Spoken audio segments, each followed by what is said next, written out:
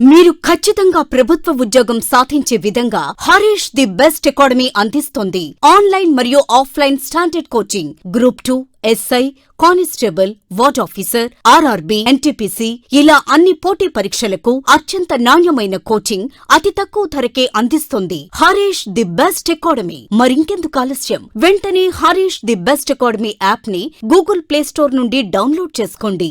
Harish the best academy. Phone number 8341116915.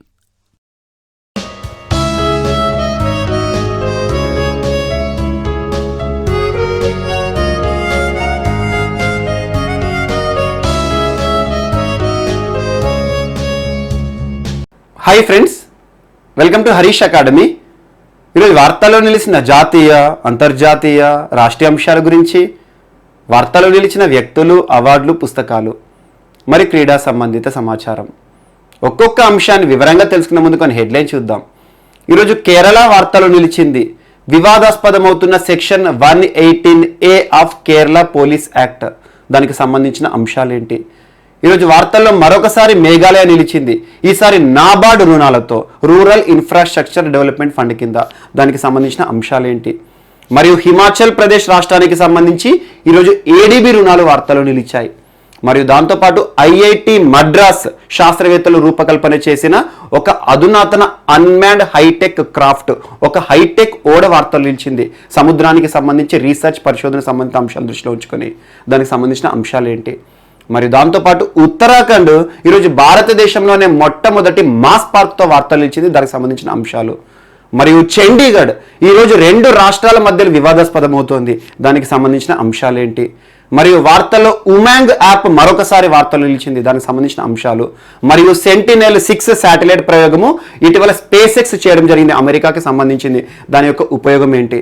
మరియు వార్తలో నిలిచిన most important personality, hat trick chief minister of Assam, most important personality from most important state. So దాని గురించి చూద్దాము. మరియు దాంతోపాటు ఇస్రోకి సంబంధించి ఈరోజు 2 అంశాల వార్తలు నిలిచాయి. మరియు వీటితో పాటు వార్తలు నిలిచిన మిస్లేనియస్ అంశాలన్నింటినీ కూడా ఒక్కొక్క టాపిక్ని ఇంటర్లింక్ చేసుకుంటూ నేర్చుకుందాం. సో ముందుగా ఈరోజు వార్తల్లో ఉమాంగ్ యాప్కి సంబంధించిన అంశాన్ని చూద్దాం.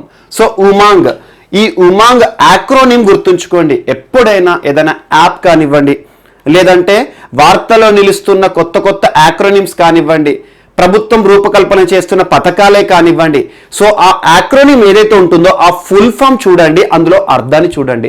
సో ఉమాంగ్ యాప్, దీని యొక్క యాక్రోనిమ్ ఏంటంటే యూనిఫైడ్ మొబైల్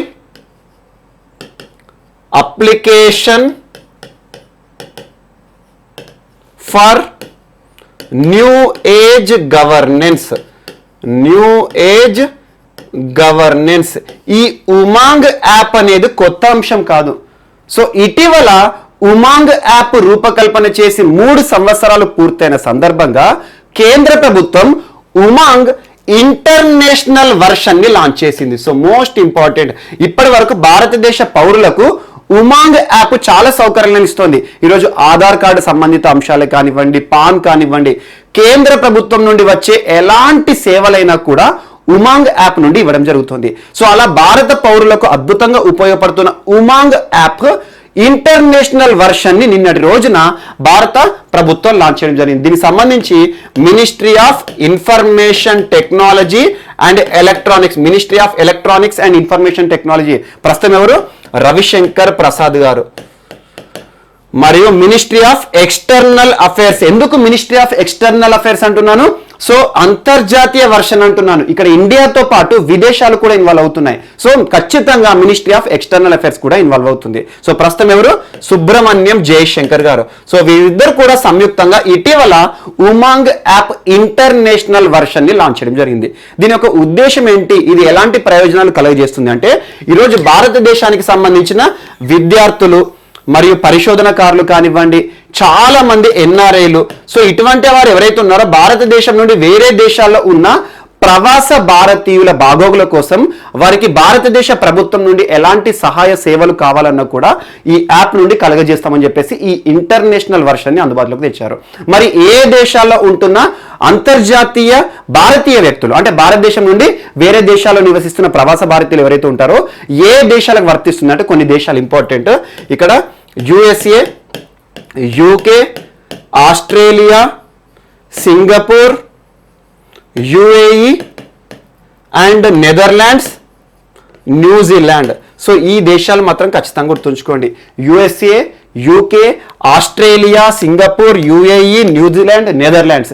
ఈ దేశాల్లో ఉంటున్న ప్రవాస భారతీయులు ఎవరైతే ఉంటారో వారికి భారత ప్రభుత్వం నుండి ఎలాంటి సహాయాలు కావాలన్నా, సేవలు కావాలన్నా కూడా ఈ ఇంటర్నేషనల్ వర్షన్ ఆఫ్ ఉమాంగ్ అందుబాటులో ఉంటుంది. ప్లేస్టోర్ నుండి మీరు ఇన్స్టాల్ చేసుకోవచ్చు అని చెప్పేసి భారత ప్రభుత్వం ప్రకటించడం జరిగింది. సో ఇప్పటి వరకు భారతదేశ అవసరాలు తీర్చిన ఉమాంగ్ యాప్ ఇటీవల 3 సంవత్సరాల వార్షికోత్సవాన్ని ఉద్దేశించి ministry of electronics and information technology మరియు మినిస్ట్రీ ఆఫ్ ఎక్స్టర్నల్ అఫైర్స్ సంయుక్తంగా ఈ ఉమాంగ్ యాప్ ని ఆవిష్కరించడం జరిగింది. సో ఈ దేశాల పేర్లు మాత్రం ఖచ్చితంగా గుర్తుంచుకోండి. వీటితో పాటు మరికొన్ని దేశాలు ఉన్నాయి, కానీ వీటిని మాత్రం ఖచ్చితంగా గుర్తుంచుకోండి. ఎందుకంటే అత్యధికంగా భారతదేశం నుండి విదేశాల్లో స్థిరపడిన వారు కానివ్వండి, విదేశాలకు వెళ్ళడానికి ఇష్టపడేవారు ఎక్కువగా ఈ దేశాల వైపే చూస్తారు. అందుకోసం అని చెప్పేసి ఈ దేశాలను మీకు చెప్పడం జరిగింది. సో ఈ దేశాల్లో ఉండే ప్రవాస భారతీయులకు కూడా ఉమాంగ్ యాప్ ద్వారా భారత ప్రభుత్వం నుండి ఎలాంటి సహాయ సేవలు కావాలన్నా కూడా అందుబాటులోకి తీసుకొస్తామని చెప్పేసి కేంద్ర ప్రభుత్వం ప్రకటించింది. So most important.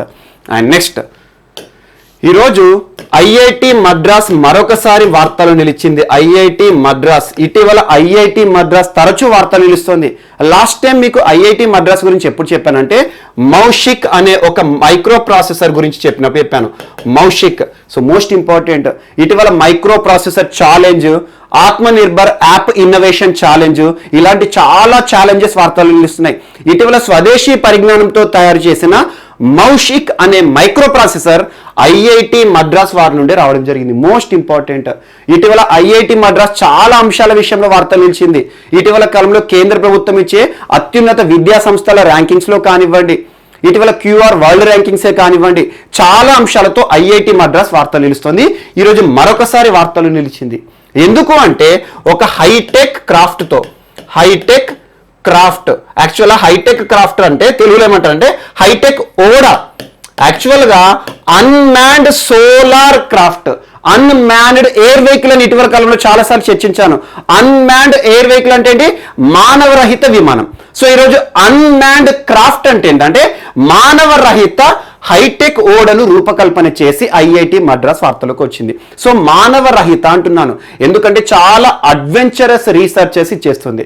అంటే పరిశోధనలు చేయడానికి మానవుల ప్రయోగం చాలా కష్టమైంది అనుకోండి. సో మానవుడు ఇన్వాల్వ్ అయ్యి సముద్రంలో చాలా పరిశోధనలు చేయడానికి ఎక్కడైతే కష్టతరం అవుతుందో అలాంటి అంశాలను, ఎక్కడైతే డేంజరస్ జోన్స్ ఉంటాయో అలాంటి అంశాలను దృష్టిలో ఉంచుకొని అన్మ్యాన్డ్ క్రాఫ్ట్ తయారు చేసింది ఐఐటి మద్రాస్. సో సింపుల్గా చెప్పాలంటే ఇదొక ఓడ. అండ్ ఇంకోటి గుర్తుంచుకోండి, ఇది ఒక సోలార్ ఓడా. ప్రస్తుతం మనం రెగ్యులర్గా రెన్యూవబుల్ ఎనర్జీల గురించి చూస్తున్నాం. సో ఒక సోలార్ ఓడా, దీనికి కావలసిన శక్తి, ఎనర్జీ ఏదైతే ఉంటుందో ఇదే తయారు చేసుకుంటుంది. మరియు దీని యొక్క ఉద్దేశం ఏంటంటే ఈరోజు ఇన్లాండ్ వాటర్ వేస్ ఉంటాయి, ఒక ప్రాంతం నుండి ఒక ప్రాంతానికి కలపడానికి మనం ఎగ్జాంపుల్ నదీ మార్గం ద్వారా కానివ్వండి, వాటర్ వేస్ ఏవైతే ఉంటాయో అలా ఏ ప్రాంతాలను కలపడానికి ఏ వాటర్ వే అయితే బాగుంటుంది, మరియు దాంతోపాటు సముద్రాల లోతును కొలవడానికి లోతు. సో ఎగ్జాంపుల్ మనం ప్యాథమ్స్ అంటాము, సముద్ర మట్టం ఏదైతే ఉంటుందో ఉపరితలం నుండి డెప్త్కి ఎంత లోతుంది, ఏ రకంగా పరిశోధనలు చేయాలి, అలాంటివి చాలా శాస్త్రీయమైన అంశాలు ఇప్పటివరకు చేసేవారు. సో అలాంటివి సముద్రం యొక్క డెప్త్ను కొలవచ్చు దీన్ని ఉపయోగించి. మరియు దాంతోపాటు కొత్తగా భారత ప్రభుత్వం నిర్మించాలనుకునే, ఏర్పాటు చేయాలనుకునే మార్గాలు ఉంటాయి కదా, ఇన్లాండ్ వాటర్ వేస్ కానివ్వండి, నదులలో కానీ సముద్రాల్లో కానివ్వండి, ఎక్కడైతే మానవుడు చాలా కష్టంగా ప్రయోగాలు చేస్తున్నాడో వాటన్నిటినీ కూడా ఈ నౌక ద్వారా ప్రయోగాలు చేయొచ్చు అని చెప్పేసి ఒక అన్మ్యాన్డ్ హైటెక్ క్రాఫ్ట్ని తీసుకురావడం జరిగింది. Most important. సో సముద్రాల్లో ప్రయోగం అనేది ఏదైతే ఉంటుందో చాలా వరకు చూడండి, ఇప్పుడు దీన్ని ఏం చేస్తారు, డైరెక్ట్గా దీన్ని సముద్రంలో వదిలిపెడతారు. ఇది ఏం చేస్తుంది, దీనికి కావాల్సిన ఇంధనం ఏదైతే ఉంటుందో, ఎనర్జీ ఏదైతే ఉంటుందో ఇదే ఉత్పత్తి చేసుకుంటుంది, ఎందుకంటే ఇది సోలార్ ఆధారితం. సో ఆటోమేటిక్గా సముద్రంలో ప్రయాణం చేస్తూ ఎక్కడైతే మనకు రిమోట్ బేసిస్ ఇక్కడ కంప్యూటర్ని ఆపరేట్ చేస్తాం, ఎగ్జాంపుల్ కొన్ని నాటికల్ మైళ్ళ దూరం పోయిన తర్వాత అక్కడ ఎంత లోతు కావాలి అనుకున్నాం అనుకోండి, సో ఇది ఆటోమేటిక్గా అక్కడ లోతు ఎంత అని చెప్పేసి చూస్తుంది. సో అలా సెన్సార్స్ ఆధారంగా పనిచేస్తుంది. అండ్ దీన్ని ఫ్యూచర్లో ఇంకా మోడర్నైజ్ చేసేసి దీనికి లిడార్ టెక్నాలజీ కానీ 360 డిగ్రీస్ కెమెరాస్ కానివ్వండి ఫిట్ చేసేసి సముద్రంలో మనం నిఘా వ్యవస్థను కూడా ఏర్పాటు చేయొచ్చు. ఇప్పుడు చాలా వరకు నౌకలు ఉపయోగపడుతున్నాయి. ఇండియన్ నేవీలో నౌకల ఉపయోగము, సబ్మెరైన్స్ ఉపయోగం తరచు మనం చూస్తున్నాం. సో అలాంటిది సైన్యం చేసే సేవలకి కూడా దీన్ని వాడుకునే విధంగా తీర్చిదిద్దుతామని చెప్పేసి ఐఐటి మద్రాస్ వారు చెప్పడం జరిగింది. ఎగ్జామ్లో నేరుగా బిట్ అడుగుతారు. ఇటీవల వార్తలు నిలిచిన hi-tech craft, unmanned hi-tech craft, solar ఆధారితంగా నడిచే ఒక హైటెక్ ఓడని రూపొందించిన శాస్త్రవేత్తలు ఎవరు అంటారు? IIT Madras. Most important. So దీని ద్వారా సముద్రంలో పరిశోధనలు చేయడము, ఎంత లోతుంది ప్యాథమ్స్ కనుగొనడం కానివ్వండి, మరియు ఎక్కడైతే నౌకా మార్గాలు అద్భుతంగా ఉంటాయి, అంటే నౌకా మార్గాలు అంటే వాటర్ వేస్, సో ఒక ప్రాంతం నుండి ఒక ప్రాంతానికి కలపడానికి ఏ రకమైన రూట్ని ఏర్పాటు చేయొచ్చు, మరియు దాంతోపాటు కొత్త పోర్ట్స్ ఎక్కడైతే ఏర్పాటు చేయొచ్చు, ఏ ప్రాంతం అనుగుణంగా ఉంటుంది పోర్టుల నిర్మాణం కోసం. సో అలాంటి అన్ని అంశాలు కూడా దృష్టిలో ఉంచుకొని ఈ హైటెక్ క్రాఫ్ట్ తీసుకొచ్చారు ఐఐటి శాస్త్రవేత్తలు. సో మోస్ట్ ఇంపార్టెంట్, నేరుగా ఎగ్జామ్లో బిట్ అడుగుతారు. అండ్ నెక్స్ట్ సేమ్ ఇలాంటిదే సముద్రానికి సంబంధించిందే. ఈరోజు సెంటినెల్-6 శాటిలైట్ వార్తలో నిలిచింది. సెంటినెల్-6 పూర్తి పేరు ఏంటంటే Copernicus Sentinel Michael Freilich satellite. Copernicus Sentinel six Michael Freilich satellite. పేరు గుర్తుంచుకోండి, Copernicus Sentinel six Michael Freilich satellite అంటే ఏంటి? ఒక ఉపగ్రహం. సో ఇటీవల సెంటినెల్-6 షార్ట్ ఫామ్ లో గుర్తుంచుకోండి, సెంటినెల్-6 అనే ఉపగ్రహాన్ని లాంచ్ చేసిన దేశం ఏది అంటారు? America, USA, United states of America. కానీ యుఎస్ఏ అనగానే ఉపగ్రహాలను లాంచ్ చేయడానికి వారి అంతరిక్ష ప్రయోగ కేంద్రం ఏంది? నాసా కదా. నాసా ఈ పరిశోధనలో భాగస్వామ్యం లేదు. ఎక్స్క్లూజివ్గా స్పేస్ ఎక్స్ ప్రయోగం చేసింది. స్పేస్ ఎక్స్ మోస్ట్ ఇంపార్టెంట్ అంతరిక్ష సంస్థ. ఇటీవల మీకు తరచు చెప్తున్న అంతరిక్ష ప్రయోగాల సంస్థ. ఇటీవల ప్రపంచానికి ఒక నూతన ఒరవడి నేర్పింది స్పేస్ ఎక్స్ సంస్థ. ఏం చేశారు? మొట్టమొదటిసారి ఒక ప్రైవేట్ రాకెట్ ద్వారా ఆస్ట్రోనాట్స్ వ్యోమగాములను ఇంటర్నేషనల్ స్పేస్ స్టేషన్స్ పంపించడం జరిగింది. సో అలా ఒక ప్రైవేట్ సంస్థ అంతరిక్ష ప్రయోగాల్లో దూసుకుపోతుంది, ప్రపంచానికి కొత్త లెసన్స్, కొత్త పాఠాలు నేర్పుతోంది. ఇప్పటి వరకు అంతరిక్ష ప్రయోగాలు ఆ ప్రభుత్వం ఏ దేశం ఉన్నా కూడా అక్కడ ప్రభుత్వ భాగస్వామ్యంతో జరిగేవి. కానీ ప్రైవేట్ సంస్థలకు కూడా భాగస్వామ్యం కలగజేస్తే అంతరిక్ష ప్రయోగాలు దూసుకుపోవచ్చు అని చెప్పేసి ఇటీవల భారత ప్రభుత్వం కూడా చూడండి, స్పేస్ ఎక్స్ ఎలాన్ మస్క్ సంస్థ డో హార్లీ బాబ్ బెహంకర్ మే 31 రోజున ఒక ప్రైవేట్ ఫాల్కన్ 9 విమానం రాకెట్ ద్వారా పైకి పంపించింది.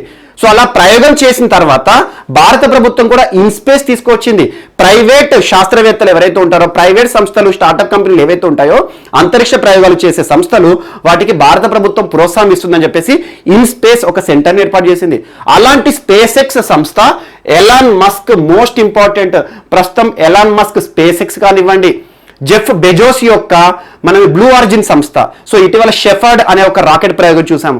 సో వీటి గురించి ఖచ్చితంగా చూడండి. ఇటీవల కాలంలో ప్రైవేట్ అంతరిక్ష సంస్థలు చాలా వరకు, అంతరిక్ష ప్రయోగాల సంస్థలు చాలా వరకు అధునాతన ప్రయోగాలు చేస్తున్నాయి. అందులో స్పేస్ ఎక్స్ ఇటీవల ఫాల్కన్ 9 అనే రాకెట్ పేరు గుర్తుకు రాగానే స్పేస్ ఎక్స్ గుర్తుకు రావాలి. Most important. So Falcon 9 rocket ద్వారా సెంటినెల్-6 అనే ఒక అంతరిక్ష మనకు ఉపగ్రహాన్ని లాంచ్ చేయడం జరిగింది. సో అలా అంతరిక్షంలోకి, రోజెస్లోకి ఒక ఉపగ్రహాన్ని లాంచ్ చేశారు. ఈ ఉపగ్రహం యొక్క బెనిఫిట్ ఏంటంటే గ్లోబల్ సీ లెవెల్ని మెజర్ చేస్తుంది. గ్లోబల్ సీ లెవెల్, ఇది ఒక్కటే పాయింట్ గుర్తుంచుకోండి, గ్లోబల్ సీ లెవెల్ సరిపోతుంది. సో ఇటీవల వార్తలు నిలిచిన సెంటినెల్-6 లేకపోతే కోపర్నికస్ సెంటినెల్-6 మైకేల్ ఫ్రీజల్ శాటిలైట్ ని లాంచ్ చేసిన వారు ఎవరు అంటారు? సో మనకి స్పేస్ ఎక్స్ సంస్థ. ఆ సంస్థ లాంచ్ చేసిన సెంటినెల్-6 యొక్క ఉద్దేశం ఏంటి అంటారు? గ్లోబల్ సీ లెవెల్ అంటున్నాను. ప్రపంచ సముద్ర మట్టం ఉంటుంది కదా, ఈ సముద్ర మట్టంలో ఫ్లక్చువేషన్స్ వస్తూ ఉంటాయి. ఇటీవల క్లైమేట్ చేంజ్, వాతావరణ మార్పు చూస్తున్నాం. వాతావరణ మార్పు ఈరోజు వేసవి ఉష్ణోగ్రత టెంపరేచర్ అనేది రైజ్ అవుతుంది, ఉష్ణోగ్రతలు పెరుగుతున్నాయి. ఇలా ఉష్ణోగ్రతలు పెరిగే వరకు శీతల ప్రాంతాలన్నీ కరిగిపోతున్నాయి. ఆ వాటర్ అంతా సముద్రంలో చేరుతుంది, ఆటోమేటిక్గా నీటి మట్టం పెరుగుతుంది. కొన్ని ప్రాంతాలకు అడ్వాంటేజ్గా మారుతుంది, కొన్ని ప్రాంతాలు మునిగిపోతున్నాయి. చిన్న చిన్న దీవులతో కూడిన దేశాలు ఉంటాయి కదా, అవి మునిగిపోతాయి. క్లైమేట్ చేంజ్ అనేది ఇంపాక్ట్ నెగిటివ్ ఉంది, పాజిటివ్ ఉంది. ఇప్పటి వరకు నీరు కూడా లభించని ప్రాంతాల్లో నీరు వస్తుంది, వాటర్ లెవెల్ పెరుగుతున్నాయి. కానీ కొన్ని ప్రాంతాలు ఈరోజు చిన్న చిన్న దేశాలు ఏవైతే ఉంటాయో, ఎగ్జాంపుల్ సీషెల్సే కానివ్వండి, చిన్న చిన్న దీవులతో కూడిన దేశాలు, వాటి మనుగడే ప్రశ్నార్థకమవుతుంది క్లైమేట్ చేంజ్ ఇంపాక్ట్. అలాంటి సముద్ర మట్టంలో ఎలాంటి ఫ్లక్చువేషన్స్ వస్తున్నాయి, గ్లోబల్ సీ లెవెల్ ఏ రకంగా పెరుగుతుంది, ఏ రకంగా తగ్గుతుంది అని చెప్పేసి రిమోట్ సెన్సింగ్ ఆధారంగా మెజర్ చేస్తుంది Sentinel-6 ప్రయోగం. So most important. సో నేరుగా 3 బిట్లు అడుగుతారు. ఎవరు లాంచ్ చేశారు, సంస్థ పేరు, దాని పేరేంటి, శాటిలైట్ పేరు, దీని యొక్క ఉపయోగం ఏంటి, ఫాల్కన్ 9 రాకెట్ పేరు గుర్తుంచుకోండి. ఫాల్కన్ 9 అనగానే స్పేస్ ఎక్స్ అనగానే అమెరికా అనగానే Elon Musk. So most important. And next, so ఈరోజు మన నెక్స్ట్ టాపిక్ వచ్చేసి బ్రాహ్మోస్ క్షిపణి ప్రయోగం మరొకసారి వార్తలు నిలిచింది. బ్రాహ్మోస్ అండ్ మోస్ట్ ఇంపార్టెంట్, ఇటీవల తరచూ బ్రాహ్మోస్ కి సంబంధించి ఏదో ఒక అంశం వార్తలు నిలుస్తోంది. ఇటీవల మనం చూసాం DRDO 2 సార్లు టెస్ట్ ఫైర్ చేశారు బ్రాహ్మోస్ క్షిపణిని. మరియు ఇటీవల ఇండియా రష్యా సంయుక్తంగా తయారు చేసిన బ్రాహ్మోస్ క్షిపణిని ఫిలిప్పీన్స్ కి ఎగుమతి చేస్తున్నాం, మనం చేయబోతున్నాం అని చెప్పేసి ఒక అంశాన్ని చెప్పాను. అలా ప్రపంచంలోని 13 దేశాలకు ఈరోజు మిలిటరీ సాయం చేస్తుంది భారత్ రష్యా కలిసి బ్రాహ్మోస్తో. సో అలాంటి బ్రాహ్మోస్ కి సంబంధించి ఇటీవల చాలా అంశాల వార్తలు నిలుస్తున్నాయి.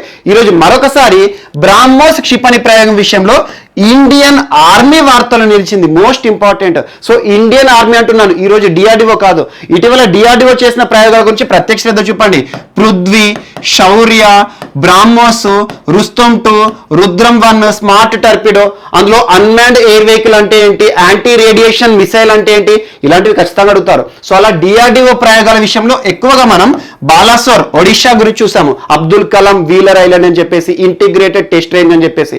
సో ఈరోజు ఇండియన్ ఆర్మీ వారు ఈ బ్రాహ్మోస్ క్షిపణిని టెస్ట్ ఫైర్ చేయడం జరిగింది. అండ్ టెస్ట్ ఫైర్ అంటే ఏంటంటే ఏ రకంగా ఇది పనిచేస్తోంది, ఏ రకంగా టార్గెట్ ని ఢీకొంటోంది, ఇలాంటివి తెలుసుకోవడానికి, దీని యొక్క పనితీరుని తెలుసుకోవడానికి టెస్ట్ ఫైర్ చేస్తూ ఉంటారు. అందుకే టెస్ట్ ఫైర్ చేసేస్తే అద్భుతమైన విజయం సాధించింది అనుకోండి, దీన్ని రేపు యుద్ధంలో వాడొచ్చు. ఎందుకంటే క్షిపణులు అనేవి అనుకోని పరిస్థితులు ఏర్పడినప్పుడు, ఎగ్జాంపుల్ ఇండియా పాకిస్తానే కానీ, ఇండియా చైనానే కానివ్వండి, సరిహద్దులు పంచుకుంటున్న దేశాలతో అనుకోని పరిస్థితులు యుద్ధం కానీ ఏర్పడింది అనుకోండి, అప్పుడు మనకు రక్షణ వ్యవస్థలో కీలకంగా వహించేవి క్షిపణులు. సో అలాంటి క్షిపణి ప్రయోగాలకు సంబంధించి తరచూ మనం చూస్తున్నాం. ఈరోజు ఈ క్షిపణులను DRDO టెస్ట్ ఫైర్ చేస్తుంది. చేసి ఎవరికి ఇస్తుంది, త్రివిధ దళాల్లో ఎవరికైతే దాని యొక్క అవసరం ఉంటుందో, ఎవరైతే దాన్ని లాంచ్ చేస్తారో వారికి హ్యాండ్ ఓవర్ చేస్తుంది. సో అలా ఈ బ్రాహ్మోస్ క్షిపణిని ఈ రోజు ఇండియన్ ఆర్మీ వారు, భారత సైన్యం అండమాన్ అండ్ నికోబార్ దీవుల్లో టెస్ట్ ఫైర్ చేయడం జరిగింది. Most important.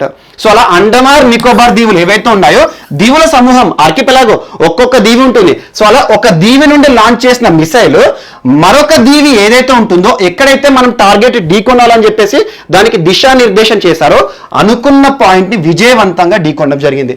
దాదాపు 400 కిలోమీటర్ల దూరంలో ఉన్న టార్గెట్ ని అద్భుతంగా ఢీకొనింది ఈరోజు ఇండియన్ ఆర్మీ వారు టెస్ట్ ఫైర్ చేసిన బ్రాహ్మోస్ క్షిపణి. Most important. సో ఈరోజు ఏం వార్తలు ఇచ్చింది, అండమాన్ నికోబార్. సో ఎక్కువగా DRDO చేసే టెస్ట్ ఫైర్స్ అన్ని కూడా ఒడిషా విషయంలో వార్తలు ఇస్తాయి. అంతరిక్ష ప్రయోగాలు, రోదస్ సంబంధించి శాటిలైట్ అనేది మనకు ఇస్రోకి సంబంధించి నెల్లూరు శ్రీహరికోట షార్ వార్తలు నిలుస్తుంది.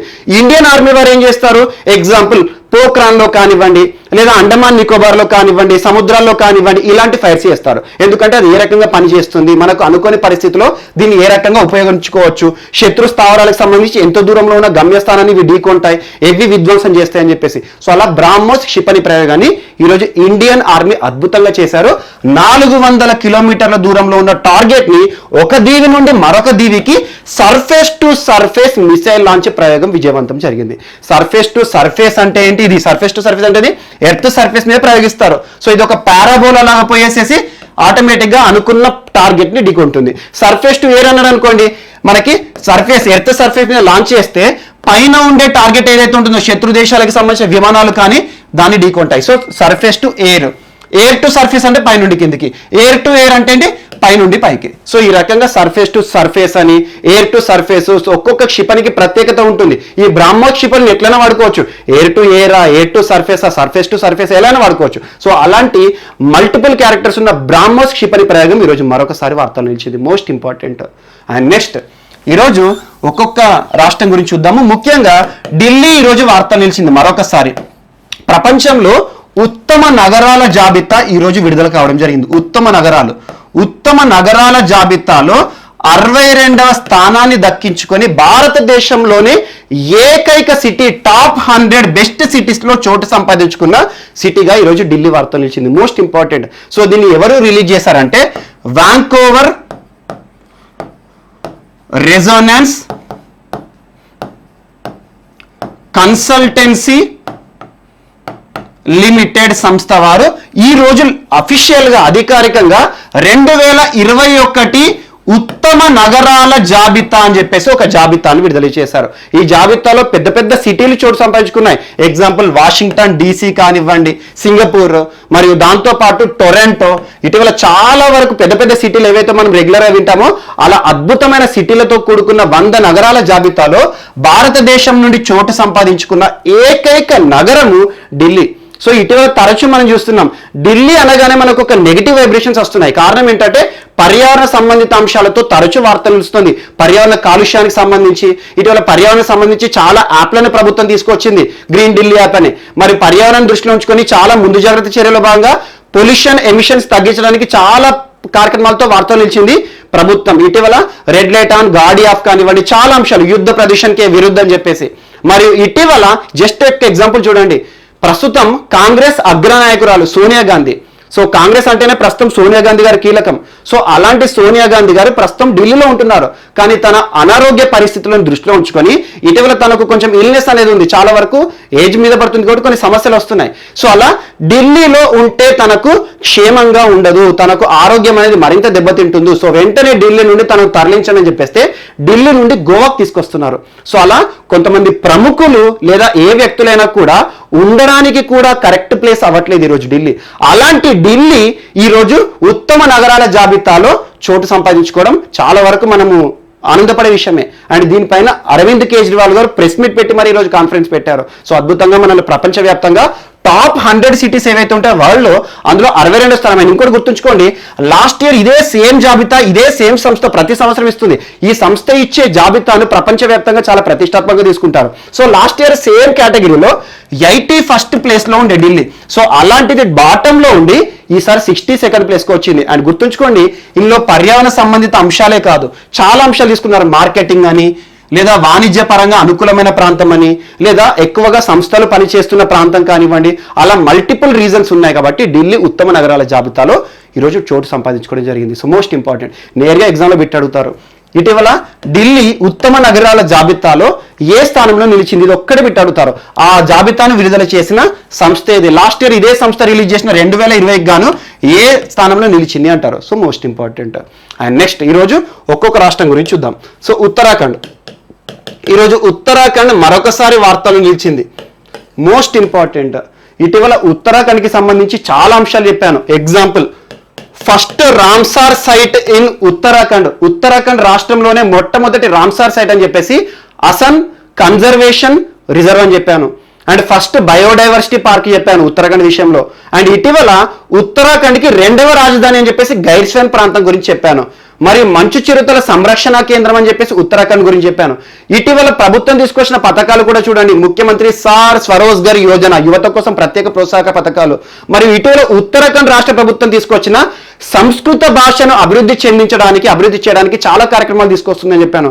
మరియు ఉత్తరాఖండ్ రాష్ట్రం ఏదైతే ఉంటుందో సరిహద్దులు పంచుకుంటుంది, అంతర్జాతీయ సరిహద్దు నేపాల్తో. అలా నేపాల్తో సరిహద్దు పంచుకుంటున్న గ్రామాలు ఏవైతే ఉంటాయో అక్కడ హెలిప్యాడ్ల నిర్మాణాలు కానివ్వండి. ఇటీవల ఉత్తరాఖండ్కి సంబంధించి ఒక 15 నుండి 20 అంశాలు చెప్పాను. సో మోస్ట్ ఇంపార్టెంట్ అంశాలు ఇందాక నేను చెప్పాను కదా, వాటి గురించి ఖచ్చితంగా చూడండి. ఈరోజు మరొకసారి ఉత్తరాఖండ్ వార్తలు నిలిచింది. భారతదేశంలోనే మొట్టమొదటి first moss park, moss garden. Moss అంటే ఏంటి? నాచు అంటాం మనం, పాకురు అంటాం చూసారు, నాచు bryophyta species, most important. So నాచుకు సంబంధించి ఒక గార్డెన్ ఏర్పాటు చేస్తూ ఈరోజు భారతదేశంలోనే మొట్టమొదటి మాస్ పార్క్ ఎక్కడ అంటారు? నైనిటాల్. అండ్ ఇటీవల కూడా చూడండి, లాస్ట్ 1 month లోనే ఫస్ట్ ఇన్ ఇండియా అనే అంశాలు కూడా చాలా చెప్పాను. ఎగ్జాంపుల్, భారతదేశంలోనే మొట్టమొదటి టైర్ పార్క్ ఎక్కడ ఏర్పడింది అంటారు? జస్ట్ 15 days బ్యాక్ చెప్పాను, వెస్ట్ బెంగాల్ రాష్ట్రంలోని కోల్కతా. మరియు ఇటీవల భారతదేశంలోనే మొట్టమొదటి సోలార్ ట్రైన్ అని చెప్పాను, ఎక్కడ? కేరళ. అండ్ ఇటీవల కాలంలో total digitalization of education, first state in India. మరియు జిఎస్టీపై సెస్ విధిస్తున్న మొట్టమొదటి రాష్ట్రము. సో అలా ఫస్ట్ ఇన్ ఇండియా ఏదైతే ఉందో జస్ట్ ఈ మధ్యలో వార్తలు ఇస్తే వాటి గురించి చూడండి. ఈరోజు అదే అంశము ఫస్ట్ ఇన్ ఇండియా టాపిక్ లో మొట్టమొదటి మాస్ పార్క్ ఈరోజు ఉత్తరాఖండ్ రాష్ట్రంలో ఏర్పడింది. అంటే భారతదేశంలో ఎక్కడా లేని ఒక ప్రత్యేక పార్క్ లేదా గార్డెన్ ఈరోజు ఉత్తరాఖండ్ రాష్ట్రంలోని నైనిటాల్లో ఏర్పాటు చేయడం జరిగింది. అంటే మాస్ పార్క్ అంటే నాచు, బ్రయోఫైటా గుర్తుంచుకోండి. బ్రయోఫైటా స్పెసిస్ మీరు బాటనీలో లేదా మనకి బయాలజీలో బ్రయోఫైటా గ్రూప్ ఏ రకంగా ఉంటుంది, సో ఏ రకంగా బ్రయోఫైటా గ్రూప్ మనకు ఉపయోగపడతాయి, ఏ రకంగా వాటికి సంబంధించి డిసడ్వాంటేజ్ ఉంటాయి అని చూసే ఉంటారు. సో అలా బ్రయోఫైటాకి సంబంధించిన స్పెసిస్ ఏవైతే ఉంటాయో వాటికి సంబంధించి పరిశోధనలకు ఉపయోగపడే రీతిలో ఒక పార్క్, ఒక గార్డెన్ ఏర్పాటు చేయడం జరిగింది ఉత్తరాఖండ్ ఫారెస్ట్ డిపార్ట్మెంట్ వారు. సో ఇది దాదాపు 10 హెక్టార్ల స్థలంలో నిర్మితమైన పార్క్. అండ్ ఇందులో కూడా చాలా వరకు బ్రయోఫైటా స్పీసీస్ అనేవి చోటు సంపాదించుకోవడం జరిగినాయి. సో ఆ రకంగా భారతదేశంలోనే మొట్టమొదటి బ్రయోఫైటా పార్క్ అన్నా ఓకే, లేదంటే భారతదేశంలోనే మొట్టమొదటి మాస్ గార్డెన్ అన్నా కూడా ఉత్తరాఖండే. సో మోస్ట్ ఇంపార్టెంట్, ఉత్తరాఖండ్లో భారతదేశంలోనే మొట్టమొదటి మాస్ పార్క్, మొట్టమొదటి నాచు గార్డెన్ ఏర్పాటు అనేది ఈరోజు వార్తల్లో నిలిచింది. సో ఇదొకటి యాడ్ చేసుకోండి. అండ్ నెక్స్ట్ మేఘాలయ ఈరోజు వార్తలు నిలిచింది. జస్ట్ 2 days బ్యాక్ మేఘాలయ గురించి మీకు ఒక అంశాన్ని చెప్పాను. ఏంటంటే మేఘాలయకి ఇటీవల వరల్డ్ బ్యాంక్ రుణాలు అని చెప్పాను. వరల్డ్ బ్యాంక్, ప్రపంచ బ్యాంక్ రుణాలు అని చెప్పేసి $120 million అని చెప్పారు జస్ట్ 2 days బ్యాక్ మేఘాలయ రాష్ట్రానికి సంబంధించి. ఈరోజు అదే మేఘాలయ నాబార్డ్ రుణాలతో వార్తలు నిలిచింది. NABARD, so most important. So world bank ఎంతైతే ఇంపార్టెంటో భారతదేశంలో నాబార్డ్ ఇచ్చే రుణాలు కూడా ఇంపార్టెంట్. అలా నాబార్డ్ రుణాలు ఏ రాష్ట్రాలకు ఇస్తుంది, ఎందుకోసం ఇస్తుంది చూడండి. కానీ నాబార్డ్ ఇచ్చే రుణాలు ఎక్కువగా వ్యవసాయ రంగాన్ని దృష్టిలో ఉంచుకొని ఉంటాయి, గ్రామీణాభివృద్ధిని దృష్టిలో ఉంచుకుంటాయి. పేర్లోనే ఉంది national bank for agriculture and rural development, జాతీయ బ్యాంకు వ్యవసాయాని కోసము మరియు గ్రామీణాభివృద్ధి ప్రణాళికల కోసం. సో అలాంటి నాబార్డు 1982లో ఏర్పడింది శివరామన్ కమిటీ సిఫార్సుల మేరకి. రీఫైనాన్సింగ్, నాబార్డ్ అంటేనే ఈ 3 పాయింట్లు గుర్తుకు రావాలి ఖచ్చితంగా. ఎగ్జామ్లు ఇవి అడుగుతారు. రీఫైనాన్సింగ్ కల బ్యాంక్ ఏది అంటారు? రీఫైనాన్సింగ్ అంటే వీళ్ళ దగ్గర సొంతగా నిధులు ఉండవు, వీరేం చేస్తారు, ఆర్బీఐ నుండి డబ్బులు తీసుకుంటారు. ఆ తీసుకున్న డబ్బులు ఏం చేస్తారు, రీఫైనాన్స్ చేస్తారు, వేరే వారికి ఇస్తారు రుణాలు. సో అలా దాంతోపాటు ఏ సంవత్సరం ఏర్పడిందంటే 1982. ఏ కమిటీ సిఫార్సుల మేరకు ఏర్పడిందంటే శివరామన్ కమిటీ. అండ్ ఇటీవల కాలంలో నాబార్డుకి సంబంధించి అభివృద్ధి కార్యక్రమాలు అండ్ నాబార్డు చైర్మన్ చింతల గోవిందరాజులు గారు ఇటీవల పొందిన పురస్కారం ఏంటి అవన్నీ మనం చూస్తున్నాం. సో ఈరోజు నాబార్డు మేఘాలయ రాష్ట్రంలోని గ్రామీణాభివృద్ధి కార్యక్రమాల కోసం 74.35 కోట్ల రూపాయలు శాంక్షన్ చేయడం జరిగింది. 74.35 కోట్ల రూపాయలు ఏ నిధి కింద విడుదల చేశారు అంటారు? Rural infrastructure development fund. Rural అంటే గ్రామీణ ప్రాంతాల్లో అవస్థాపన అభివృద్ధి కార్యక్రమాల నిధి. సో అలా గ్రామీణ ప్రాంతాల్లో రోడ్ల నిర్మాణాల కోసము మరియు విలేజెస్కి సంబంధించి లింక్ రోడ్ల ఏర్పాటు మరియు గ్రామంలో అభివృద్ధి కార్యక్రమాల కోసము ఈ నిధులను వాడుకోవచ్చు అని చెప్పేసి నాబార్డు రుణాల విషయంలో ఈ రోజు వార్తలు నిలిచింది మేఘాలయ. జస్ట్ 2 days బ్యాక్ ఏమో ప్రపంచ బ్యాంకు రుణాలు, ఈ రోజు నాబార్డు రుణాలు. Most important. అండ్ దీనికే ఇంకొక అంశాన్ని యాడ్ చేసుకోండి, జస్ట్ చిన్నది. సో హిమాచల్ ప్రదేశ్ కూడా ఈరోజు వార్తలు నిలిచింది. హిమాచల్ ప్రదేశ్ ఏడీబీ రుణాలతో వార్తలు నిలిచింది. ఏడీబీ అండ్ ఏడీబీ రుణాలు కూడా భారతదేశంలో ఎలాంటి అభివృద్ధి కార్యక్రమాలకు ఇటీవల ఏడీబీ రుణాలు పొందిన మహారాష్ట్ర కానివ్వండి, ఒడిషా కానివ్వండి, ఢిల్లీ మీరట్ ఆర్ఆర్టీఎస్ అండ్ ఢిల్లీ మీరట్ ఆర్ఆర్టీఎస్కి ఇటీవల న్యూ డెవలప్మెంట్ బ్యాంక్ రుణాల గురించి కూడా 2 days బ్యాక్ చూశాను. మేఘాలయ గురించి చెప్పాను, అప్పుడే మీకు అది కూడా చెప్పాను. ఢిల్లీ మీరట్ ఆర్ఆర్టీఎస్కి ఏడీబీ రుణాలు పొందడం జరిగింది, న్యూ డెవలప్మెంట్ బ్యాంక్ రుణాలు పొందడం జరిగింది. అండ్ ఈరోజు హిమాచల్ ప్రదేశ్ రాష్ట్రంలోని మండీ డిస్టిక్, మండీలో అభివృద్ధి కార్యక్రమాల కోసము, రోడ్ల నిర్మాణాల కోసము, గ్రామీణాభివృద్ధి కార్యక్రమాల కోసము ఏడీబీ 15 కోట్ల రుణాలను అప్పుగా ఇవ్వబోతోంది. So most important. So ADB రుణాల కింద మరొక 15 కోట్లు రాయండి. రాష్ట్రం వచ్చేసి హిమాచల్ ప్రదేశ్, జస్ట్ బిట్ అంతే సరిపోతుంది. సో అలా మేఘాలయ మాత్రం ఇంపార్టెంట్. ఇటీవల ఈశాన్య రాష్ట్రాలు ఏ విషయంలో వార్తలు ఇచ్చినా వాటి గురించి ఖచ్చితంగా చూడండి. అండ్ నెక్స్ట్ ఈరోజు చండీగఢ్ వార్తలు నిలిచింది. సో మనం ఉత్తరాఖండ్ అయిపోయింది, కొంచెం కిందికి వచ్చేసి హిమాచల్ ప్రదేశ్ చూసాం. ఈరోజు చండీగఢ్. సో పంజాబ్ హర్యానా రాష్ట్రానికి సంబంధించి చండీగఢ్ మోస్ట్ ఇంపార్టెంట్. 2 రాష్ట్రాల రాజధాని పంజాబ్, హర్యానా. పంజాబ్ గురించి చాలా అంశాలు ఇటీవల చూస్తున్నాం. పంజాబ్ ప్రభుత్వం తీసుకొస్తున్న అమరీందర్ సింగ్ గారి ప్రభుత్వం తీసుకొస్తున్న captain Amarinder Singh. So captain Amarinder Singh ప్రభుత్వం తీసుకొచ్చిన కెనాల్ బేస్డ్ వాటర్ సప్లై కానివ్వండి, రూరల్ స్టేడియంస్ కానివ్వండి, ఇటీవల స్మార్ట్ కనెక్టివిటీ స్కీమ్ కానివ్వండి, మరియు పంజాబ్ రాష్ట్ర ప్రభుత్వం ఇటీవల ఆ రాష్ట్రంలో జరుగుతున్న వ్యవసాయ చట్టాలకు వ్యతిరేకంగా జరుగుతున్న ఘర్షణలే కానివ్వండి, చాలా అంశాలు చూసాము. మరియు హర్యానా రాష్ట్రానికి సంబంధించి చాలా అంశాలు చూస్తున్నాం. మనోహర్ లాల్ ఖట్టర్ ప్రస్తుతం బీజేపీ రూల్డ్ ఏరియా ఇది బీజేపీ రూల్డ్, ఇదేమో Congress ruled. Amarinder Singh Congress, so Congress senior నేత, ఇక్కడ బీజేపీ సీనియర్ నేత. కానీ రెండు రాష్ట్రాలకి సంబంధించి ఉమ్మడి రాజధాని మాత్రం చండీగఢ్, మోస్ట్ ఇంపార్టెంట్. సో అక్కడే ఒక వివాదం వస్తుంది. అండ్ ఇటీవల కాలంలో మనోహర్ లాల్ ఖట్టర్ ప్రభుత్వం తీసుకొచ్చిన చాలా అంశాలు కూడా మనం చూస్తున్నాం. సో అవన్నీ ఒకసారి రివైజ్ చేసుకోండి. ఈరోజు ఏంటి వివాదం అంటే, చండీగఢ్ రాష్ట్రం విషయంలో రెండు రాష్ట్రాలు కూడా కొట్టుకోవడం అంటే ప్రత్యక్షంగా రావట్లేరు. ఒక రాష్ట్రంపై ఒక రాష్ట్రం విమర్శించుకుంటున్నాయి. ఒక రాష్ట్రం చేసే అభివృద్ధి కార్యక్రమాలు చండీగఢ్ విషయంలో మరొక రాష్ట్రం అభ్యంతరాలు తెలుపుతున్నాయి. కారణం ఏంటంటే ఒక చిన్న హిస్టారికల్ పర్స్పెక్టివ్. మీరు ఒక్కసారి గూగుల్ మ్యాప్స్లో చండీగఢ్ సిటీని చూడండి. సో చండీగఢ్ సిటీ అనగానే భారతదేశంలోనే ఏకైక గ్రిడ్ సిటీ. గ్రిడ్ అంటే ఏంటి? గల్లా. ఎగ్జాంపుల్, మనకు చెస్ బోర్డు ఉంటుంది. సో చెస్ బోర్డులో ఉండే గల్లాలు ఏవైతే ఉంటాయో 8x8 ఉంటాయి కదా, టోటల్ 64. ఈ ఒక్కొక్క బాక్స్ ఏదైతే ఉంటుందో అన్నిటికీ కూడా యూనిఫార్మిటీ ఉంటుంది. అంటే అన్ని కూడా సేమ్ సైజులో ఉంటాయి. సో అలా 64 గల్లాలు ఏవైతే ఉంటాయో, ఈ బాక్సెస్ ఏవైతే ఉంటాయో ఈక్వల్గా ఉంటాయి. సేమ్ చెస్ బాక్స్ ఏదైతే ఉంటుందో అలాగే మీరు గూగుల్ మ్యాప్స్లో కనుక చండీగఢ్ సిటీని చూస్తే సేమ్ అట్లనే ఉంటుంది. సో చండీగఢ్ ఎందుకు అలా ఉంటుంది అంటే, చూడండి చండీగఢ్లో ఉండే స్ట్రీట్స్ అన్నీ కూడా, ఎగ్జాంపుల్ సిటీ ఇలా ఉంది అంటే అందులో స్ట్రీట్స్ అన్నీ ఇలా ఉంటాయి స్ట్రేట్గా. సో ఇలా, సో ఆటోమేటిక్గా గ్రిడ్ కనబడుతుంది మనకు. ఎందుకు అంటే చండీగఢ్ అనేది ఆర్టిఫిషియల్ సిటీ, బిల్టప్ సిటీ, నిర్మించారు చండీగఢ్ నగరాన్ని. సో అందుకోసం అని చెప్పేసి భారతదేశంలో ప్రస్తుతము నిర్మించబడిన నగరము మరియు ఏకైక గ్రిడ్ సిటీ. గ్రిడ్ అనగానే మళ్ళీ దీన్ని హిస్టరీకి లింక్ చేసుకోవాలి. హిస్టరీలో గ్రిడ్ అనే పదం ఒకే ఒక నాగరికతకు వస్తుంది, సింధు నాగరికత. సో సింధు నాగరికత ప్రజల్లో టౌన్ ప్లానింగ్ అనేది ఇంపార్టెంట్. అండర్ గ్రౌండ్ డ్రైనేజే కానివ్వండి, చాలా వరకు, సో దర్వాజాలు కానివ్వండి, అండ్ అన్ని కూడా గ్రిడ్ ప్యాటర్న్ ఫాలో అవుతాయి. సో అలా గ్రిడ్ సిటీ సింధు నాగరికతలో చూసిన అన్ని ప్రాంతాలు కూడా గ్రిడ్లో ఉంటాయి. కానీ ప్రస్తుతం భారతదేశంలో ఏకైక గ్రిడ్ సిటీ చండీగఢ్. అలాంటి చండీగఢ్ విషయంలో రెండు రాష్ట్రాలు కూడా ఇటీవల చాలా విమర్శలు చేసుకుంటున్నాయి. యాక్చువల్గా చండీగఢ్ ప్రాంతం కాకముందు పంజాబ్ రాష్ట్రం ఏదైతే ఉండేనో, భారతదేశం నుండి పాకిస్తాన్ విడిపోయినప్పుడు పాకిస్తాన్లో కొన్ని ప్రాంతాలు కలిపారు. రాడ్ క్లిఫ్ లైన్ అని చెప్పేసి మనం చూస్తూ ఉంటాం, చరిత్రలో మనకు తెలుసు. సో అలా పాకిస్తాన్ ఏర్పడిన తర్వాత భారతదేశం నుండి కొన్ని ప్రాంతాలు విలీనమయ్యాయి, కలిపారు. ఆ విలీనమైన ప్రాంతాల్లో Lahore city most important. So Lahore city అప్పటి వరకు భారతదేశంలోని పంజాబ్ ప్రావిన్స్ ఏదైతే ఉంటుందో, పంజాబ్ ఏదైతే ఉంటుందో ఆ పంజాబ్కి క్యాపిటల్. సో అలా ఈ లాహోర్ కొత్తగా ఏర్పడిన పాకిస్తాన్లోకి పోయింది. మరి భారతదేశంలో ఉన్న పంజాబ్ అంటే పాకిస్తాన్లో కూడా పంజాబ్ ఉంటుంది చూడండి. సో ఇటీవల చాలా అంశాలు మీకు చెప్పాను. సో అలా భారతదేశంలోని పంజాబ్కి రాజధానిగా ఉన్న ఈ పంజాబ్ ప్రాంతానికి మొత్తంగా రాజధాని ఉన్న లాహోర్ కాస్త పాకిస్తాన్కి వెళ్ళిపోయింది. మరి భారతదేశంలో ఉన్న పంజాబ్కి రాజధాని లేదు. అప్పుడు చండీగఢ్ సిటీ అనేది అమల్లోకి వచ్చింది. సో చండీగఢ్ పంజాబ్కి రాజధానిగా ఉండేది. కానీ 1966 వరకు మాత్రమే చండీగఢ్ పంజాబ్కి రాజధానిగా ఉండేది.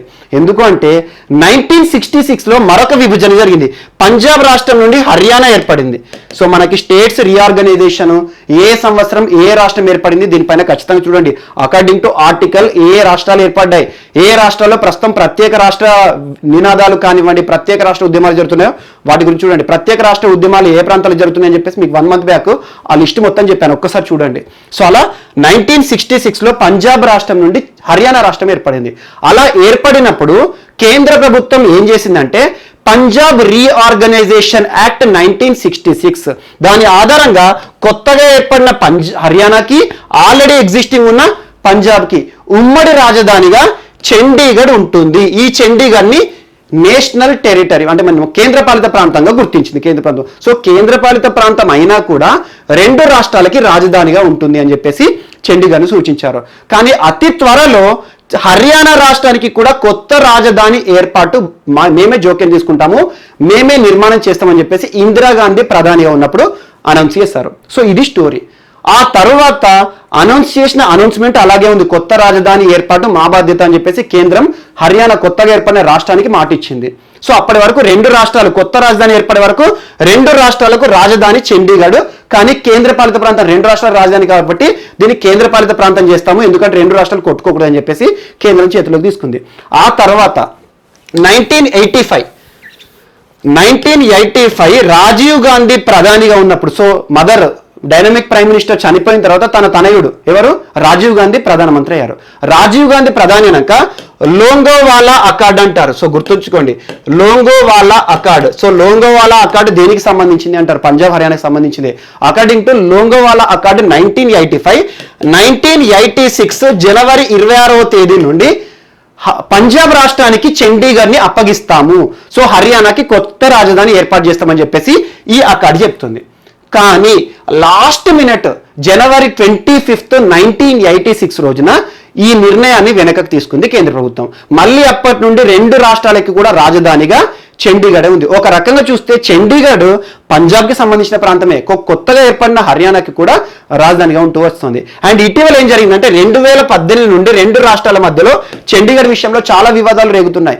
కారణం ఏంటంటే ఇటీవల హర్యానా రాష్ట్ర ముఖ్యమంత్రి 2018లో మనోహర్ లాల్ ఖట్టర్ గారు, ఇటీవల కొత్తగా ప్రభుత్వం ఎన్నికైంది కానీ అంతకుముందు కూడా మనోహర్ లాల్ ఖట్టర్ గారే 2018లో చండీగఢ్లో కొన్ని అభివృద్ధి కార్యక్రమాలకు శంకుస్థాపన చేయాలి అని చెప్పేసి ఒక డెవలప్మెంట్ ప్లాన్ ని ఏర్పాటు చేస్తారు. ఎవరు? హర్యానా రాష్ట్ర ముఖ్యమంత్రి. సో ఆ హర్యానా రాష్ట్ర ముఖ్యమంత్రి ఏర్పాటు చేసిన అభివృద్ధి ప్రణాళిక చండీగఢ్ విషయంలో పంజాబ్కి కోపం తీసుకొచ్చింది. ఈ చండీగఢ్ ప్రాంతమే మాది, ఎప్పటికైనా మాకే దక్కుతుంది, మీరెందుకు అభివృద్ధి ప్రణాళికలు రచిస్తున్నారు, మీకేమైనా ఆశలు ఉన్నాయని చెప్పేసరికి 2 రాష్ట్రాల మధ్యలో కొంచెం వివాదం వచ్చే వరకు ఆ అభివృద్ధి ప్రణాళికను వెనక్కి తీసుకున్నాడు. సో ఇప్పుడు కూడా పంజాబ్ ఎక్కువగా చండీగఢ్ ప్రాంతం మాది అని పట్టుపట్టడానికి కారణం ఏంటంటే హిస్టారికల్ రీజన్, వారి ప్రాంతం నుండి వేరు చేశారు కాబట్టి మాకు కావాలని. సో చండీగఢ్ ఏమంటుంది, మాకు కొత్త రాజధాని కావాలి, లేదంటే చండీగఢ్ని కొనసాగించినా పర్లేదు, అక్కడ అభివృద్ధి కార్యక్రమాలు కూడా మమ్మల్ని చేసుకొని ఇవ్వండి, మాకు కొత్త రాజధాని ఇవ్వండి, కొత్త న్యాయస్థానం హైకోర్టుని ఇవ్వండి. సో 2 రాష్ట్రాలకు సపరేట్ హైకోర్టులు ఉండాలి, సపరేట్ రాజధానులు ఉండాలి అన్నారు. సో చూడండి, ఇప్పుడు 2 రాష్ట్రాలకి రాజధాని ఒకటే, ఏది? చండీగఢ్. 2 రాష్ట్రాలకు జ్యుడిషియల్ క్యాపిటల్ కూడా చండీగఢే. ఎందుకు? చండీగఢ్ హైకోర్టు చూడండి, 2 రాష్ట్రాలకు ఉమ్మడి హైకోర్టు. సో అలా మాకు ప్రత్యేక హైకోర్టు ఇవ్వండి, మా రాష్ట్రానికి ప్రత్యేక రాజధాని ఇవ్వండి అని చెప్పేసి హర్యానా గొడవ చేస్తుంది. సో పంజాబ్ ఏమంటుంది, ఆల్రెడీ ఉన్న రాజధాని మాది అని గొడవ చేస్తుంది. సో ఈ రకంగా ఈ రోజు కూడా చాలా పేపర్స్లో ఎడిటోరియల్ ఏమొచ్చిందంటే చండీగఢ్ విషయంలో 2 రాష్ట్రాల మధ్యలో వివాదాలు అని చెప్పేసి హిస్టారికల్ పర్స్పెక్టివ్ విషయంలో మళ్ళీ చాలా మంది డిబేట్స్ పెడుతున్నారు. సో ఆ రకంగా పంజాబ్ చండీగఢ్ లేదా పంజాబ్ హర్యానా మధ్యలో చండీగఢ్ వివాదం అనేది మరొకసారి వార్తలకు వచ్చి ఈ హిస్టరీ ఒకసారి గుర్తుపెట్టుకోండి, ఎప్పటికైనా గుర్తుంచుకోండి, చండీగఢ్ హర్యానాకు దక్కదు. కారణం ఏంటంటే హిస్టారికల్ పర్స్పెక్టివ్ చండీగఢ్ మీద పట్టు ఫస్ట్ నుండి కూడా పంజాబ్కు ఉంది. సో ఈ హర్యానా ఏం చెప్తుంది, మాకు ప్రత్యేక రాజధాని ఏర్పాటు చేయండి, ప్రత్యేక జ్యుడిషియల్ క్యాపిటల్ అంటే ప్రత్యేక హైకోర్టుని ఏర్పాటు చేయండి, ఎంతకాలం అని ఈ ఉమ్మడి ఆస్తి పైన మేము చూస్తూ ఉంటాము, అది కూడా కేంద్ర పాలిత ప్రాంతం అని చెప్పేసి వీరి వాదన వారి వాదన. అండ్ లోంగోవాలా అకార్డు ఎవరి కాలంలో మరియు ఏ కాలంలో ఎవరి కాలంలో ఈ రాష్ట్ర ఏర్పాటు జరిగింది, దానికి సంబంధించిన అంశాలు, అంతకుముందు ఏ రకంగా ఉండే, పాకిస్తాన్ ఏర్పడిన తర్వాత పంజాబ్లో ఉన్న ప్రాంతం కాస్త పంజాబ్ నుండి హర్యానా ఏర్పడిన తర్వాత ఉమ్మడి రాజధానిగా మారడం. సో ఇవన్నీ ఒకసారి చూసుకోండి సరిపోతుంది. అండ్ నెక్స్ట్ సెక్షన్ 118A ఏ రాష్ట్రానికి సంబంధించింది? ఇటీవల ఏ రాష్ట్రంలో 118A సెక్షన్ వివాదం అనేది తారస్థాయిలో చేరింది అంటారు. సో కేరళ. ఇటీవల కేరళకు సంబంధించి చాలా అంశాలు మనం చూస్తున్నాం. కేరళ కర్షక క్షేమనిధి బోర్డు, పరివర్తనం అని చెప్పేసి మత్స్యరంగాన్ని ఆదుకోవడం కానివ్వండి, మరియు భారతదేశంలోనే మొట్టమొదటి రాష్ట్రము total digitalization of public sector education, అలా మరియు కైట్ విక్టర్స్, ఫస్ట్ బెల్, ఇటీవల కేరళకు సంబంధించి చాలా అంశాలు మనం చూస్తున్నాం. అండ్ మొట్టమొదటి అంశాల విషయంలో కూడా చాలా విషయాలు కేరళ వార్తలు ఇచ్చింది. గిరిజనులకు వారి భాషల్లోనే విద్యాభ్యాసం ఇవ్వడానికి నమత్ బస్ అనే ప్రోగ్రాం తీసుకొచ్చింది గిరిజన భాష కోసం. అలాంటి కేరళలో ఈ రోజు ఒక వివాదం అనేది చోటు చేసుకుంటుంది. ఈ వివాదంలో కేంద్ర ప్రభుత్వం కూడా కొన్ని విషయాల్లో జోక్యం చేసుకోవాల్సిన అవసరం వస్తుంది. సో సెక్షన్ 118A ఇటీవల వార్తలు నిలిచింది. ఏ రాష్ట్రానికి సంబంధించింది అంటారు? సో కేరళ రాష్ట్రానికి. సో కొంచెం డెప్త్గా వెళ్దాం. ఏంటంటే యాక్చువల్గా పినరయ్ విజయన్ ప్రభుత్వం, సో ప్రస్తుతం LDF ప్రభుత్వం ఉంది కేరళలో, పినరయ్ విజయన్ ప్రభుత్వం ఉంది, సో కమ్యూనిస్టులు. సో అలాంటి కమ్యూనిస్ట్ రూల్డ్ ఏరియా కేరళలో సెక్షన్ 118A అనే ఒక కొత్త నిబంధన చేర్చారు. దేనికి అంటే Kerala police act. So Kerala police చట్టంలో సెక్షన్ 118A అనే ఒక కొత్త అంశాన్ని ఇటీవల రాష్ట్ర ప్రభుత్వం చేర్చింది. ఆ చేర్చిన అంశాలు ఏం చెప్పారంటే, ఒక రకంగా చూస్తే భావ ప్రకటన స్వేచ్ఛ హక్కులను హరించేలా ఉన్నాయి. భావ ప్రకటన స్వేచ్ఛ హక్కులు ఏంటి? నాకు నచ్చింది మాట్లాడవచ్చు, నాకు నచ్చిన భావాన్ని ఏ మాధ్యమం ద్వారా అయినా ఎలాంటిదైనా కూడా నేను వ్యక్తపరచుకోవచ్చు. సో దానికి సంబంధించి ఆంక్షలు విధిస్తోంది ప్రభుత్వం అని చెప్పేసి ప్రజలందరూ కూడా ఉద్యమం చేస్తున్నారు. యాక్చువల్లీ సెక్షన్ 118A యొక్క ఉద్దేశం ఏంటంటే, బేసిక్గా చూడండి, ఎవరైనా ఒక వ్యక్తి పరాయి వ్యక్తి విషయంలో, అది ఎవరైనా సరే, ఒక వ్యక్తి విషయంలో కానీ సంస్థల విషయంలో కానివ్వండి, ఏదైనా దూషిస్తూ లేదా వారి విషయంలో తప్పుడు ప్రచారం చేసినా, లేదా ఏదైనా మిస్కండక్ట్ లేదా మిస్బిహేవింగ్ కానివ్వండి, ఫేక్ న్యూస్లు ప్రచారం చేసినా కూడా ఎవరైతే ఈ వ్యక్తి ప్రచారం చేస్తున్నారో ఒక వ్యక్తికి పరువు నష్టం జరిగే విధంగా వారి పైన ఇంప్రిజన్మెంట్ ఉంటుంది, ఫైన్ ఉంటుంది. సో ఇలాంటి ఒక నిబంధనను కేరళ పోలీస్ యాక్ట్లో తీసుకొచ్చింది కేరళ రాష్ట్ర ప్రభుత్వం. సో ఈ రకంగా ప్రజలు ఏం చెప్తున్నారు, ఎగ్జాంపుల్ ప్రభుత్వాన్ని కూడా ఇక వారు తిట్టరాదు, ప్రభుత్వం చేసే పనులను కూడా వారి ఒపీనియన్ కూడా చెప్పలేరు. సో అలా పోలీసులకు ఇవ్వబడ్డ అత్యున్నత చట్టం అన్నట్టే ఈరోజు ఎవరైనా ప్రభుత్వాన్ని విమర్శింనా, ఎవరైనా రాజకీయ నాయకుని విమర్శించినా, ఏదైనా సోషల్ మీడియాలో ప్రచారం చేసినా కూడా అరెస్ట్ చేస్తారన్నట్టు. సేమ్ ఇటువంటిదే section 66A of IT act 2000లో ఉండే, మోస్ట్ ఇంపార్టెంట్, చాలాసార్లు చెప్పాను ఇది, section 66A of IT act. ఇదేంటంటే పోలీసులకు ఇవ్వబడిన ఒక అత్యున్నత అధికారం. ఎవరైనా సరే పౌరులు సోషల్ మీడియా ద్వారా ఏదైనా ఫేక్ న్యూస్ ప్రచారం చేసినా, సోషల్ మీడియాలో భావ ప్రకటన చేసినా కూడా వారిని అరెస్ట్ చేసే అధికారం. బాల్ ఠాక్రే విషయంలో కానివ్వండి, శ్రేయా సింఘాల్ విషయంలో చాలా వరకు, శ్రేయా సింఘాల్ కేసులో సుప్రీంకోర్టు సెక్షన్ 66Aని కొట్టేసింది. అండ్ ఏం చెప్పింది అంటే భావ ప్రకటన స్వేచ్ఛకు ఆర్టికల్ 19(1)A అవరోధంగా ఉండే ఎలాంటి చట్టాలైనా, ఎలాంటి ప్రకరణలైనా కూడా, ఏ చట్టాన్నైనా కూడా ప్రభుత్వం కానీ లేదా న్యాయస్థానాలు కానీ వాటిని యాక్సెప్ట్ చేయమని చెప్పింది. అంటే సెక్షన్ 66A ఏంటంటే పోలీసు వారికి అత్యున్నత అధికారం. ఎవరైనా ఒక వ్యక్తి పైన సోషల్ మీడియాలో ప్రచారం చేసినా కూడా పోలీసులు అరెస్ట్ చేయొచ్చు. సో అలా కానీ ఆర్టికల్ 19(1)A ప్రాథమిక హక్కులు ఏం చెప్తుంది, నాకు నచ్చిన భావాలను చెప్పుకోవచ్చు. సో అలా ఈ చట్టం ఉన్నన్ని రోజులు కూడా ఎవరు కూడా ప్రజలు రాజకీయ నాయకులను విమర్శించినా లేదా పోలీసులు చేసే పనులను విమర్శించినా కూడా తీసుకుపోయి లాకప్లో వేసేవారు. సో దీనిపైన పోరాడింది ఎవరు, శ్రేయా సింఘాల్, తనను కూడా లాకప్లో వేశారు. ఆ తర్వాత శ్రేయా సింఘాల్ కేసులో సుప్రీంకోర్టు సో ప్రాథమిక హక్కులకు అవరోధంగా ఉంది కాబట్టి దీన్ని తీసేస్తున్నామని చెప్పేసి చెప్పడం జరిగింది. సేమ్ ఇలాంటి నిబంధన ఈరోజు సెక్షన్ 118A అనే ఒక నిబంధనను కేరళ ప్రభుత్వం తీసుకొచ్చింది. సో దీనిపైన ప్రజలందరూ కూడా వ్యతిరేకిస్తున్న కారణంగా ఈ రోజు మధ్యాహ్నం మంగళవారం రోజున దీన్ని అమలు చేయకుండా కేరళ ప్రభుత్వం కొంతకాలం వాయిదా వేస్తుంది. సో ఎగ్జాంపుల్ గుర్తుంచుకోండి. అండ్ సెక్షన్ 66A గురించి జస్ట్ ఒక పదంలో, ఒక సెంటెన్స్లోనే చెప్పాను మీకు. సో దీనికి సంబంధించిన ఎస్ఏ ఇంపార్టెంట్, దీనికి సంబంధించిన mains answer writing important. Section 66A ఏ రకంగా భావ ప్రకటన స్వేచ్ఛ హక్కుకు అవరోధంగా ఉండే శ్రేయా సింఘాల్ కేసు ఏం చెప్తుంది, and article 19(1)A section 66A of IT act 2000 conflict ఏంటి, దీని గురించి డెప్త్గా చదవండి. సో మనకున్న టైంలో ఏంటంటే దీని గురించి జస్ట్ బేసిక్గా మీకు ఐడియా చెప్పాను. సేమ్ సెక్షన్ 66A లాగానే సెక్షన్ 118Aని కేరళ ప్రభుత్వం తీసుకొచ్చింది. ఆ రాష్ట్ర పౌరులు ఎవరైతే ఉంటారో, ఎవరైనా వ్యక్తి పైన ఏదైనా ఫేక్ న్యూస్ కానీ ఏదైనా వారికి అవమానించే విషయంలో ఏదైనా ఉంటే ప్రచారం చేసినా, సోషల్ మీడియాలో పాస్ చేసినా కూడా వారిని అరెస్ట్ చేసే అధికారం ప్రభుత్వానికి ఉంటుంది అన్నట్టు. సో దీనికి సంబంధించిన దుమారం కేరళలో జరుగుతుంది. ఇది ఒకటి యాడ్ చేసుకోండి. అండ్ నెక్స్ట్, సో ఈరోజు నేషనల్ కమిషన్ ఫర్ మైనారిటీస్ ఒక చట్టబద్ధ సంస్థ 1992 national commission for minority act ద్వారా ఏర్పాటు చేయబడ్డ ఒక చట్టబద్ధ సంస్థ, మైనారిటీల రక్షణ సంరక్షణ చూసుకునే ఒక అత్యున్నత సంస్థ ఈరోజు ఎందుకు వార్తల్లోకి వచ్చింది అంటే యాక్చువల్గా 7 మెంబర్డ్ బాడీ, ఒక చైర్పర్సన్, ఒక వైస్ చైర్పర్సన్, 5 మెంబర్స్ ఉండాలి ఈ సంస్థలో, ఈ చట్టబద్ధ సంస్థలో. అలాంటి ఈ సంస్థలో ప్రస్తుతం ఒకే ఒక అధికారి మాత్రం తన విధులను నిర్వర్తిస్తున్నాడు. మిగతా 6 సభ్యుల నియామకాన్ని కేంద్ర ప్రభుత్వం ఎందుకు చేపట్టట్లేదు, ఈ నియామక ప్రక్రియలో ఎందుకు జాప్యం చేస్తుంది కేంద్ర ప్రభుత్వం, మైనారిటీలపై ఎందుకు వివక్ష చూపిస్తోందని చెప్పేసి ఒకవైపు minority religious organizations, minority religious organization అంటే మైనారిటీ మతాలు ఏవైతే ఉన్నాయో భారతదేశంలో ఆ మత సంస్థలు, మేధావులు, విద్యావేత్తలు కేంద్ర ప్రభుత్వాన్ని తప్పుపడుతున్నారు. కేంద్ర ప్రభుత్వం దీనికి ఇస్తున్న సమాధానం ఏంటంటే ప్రస్తుతం కోవిడ్-19 పరిస్థితుల కాలంలో ఈ జాప్యం జరుగుతుంది అంటున్నారు. మళ్ళీ దీనికి ఆన్సర్ ఏం చెప్తున్నారు మైనారిటీ ఆర్గనైజేషన్స్ ఏమంటున్నారంటే ప్రతి సంస్థలో కూడా నియామకాల ప్రక్రియ జరుగుతోంది కదా, దీని విషయంలో కోవిడ్-19 ఇంపాక్ట్ ఏముంటుంది, కేవలం మైనారిటీల విషయంలో మాత్రమే కేంద్ర ప్రభుత్వం ఎందుకు వివక్ష చూపిస్తుందని చెప్పేసి కేంద్ర ప్రభుత్వాన్ని తప్పుపడుతున్నారు. సో ఈ రకంగా నేషనల్ కమిషన్ ఫర్ మైనారిటీస్ ఈరోజు ఒక వివాదంతో వార్తలు నిలిచింది. ఒకే ఒక సభ్యుడు మాత్రం ఈ రోజు ఉన్నాడు, అది కూడా ఒక మెంబర్తో నడుస్తుంది అని చెప్పేసి ఈరోజు వివాదం అన్ని వార్తాపత్రికల్లోనూ టీవీలో కూడా డిబేట్స్ జరుగుతున్నాయి. సో దీనికి సంబంధించి ఖచ్చితంగా మైనారిటీలకు సంబంధించి ఏ అంశం వార్తలు నిలిచినా చూడండి.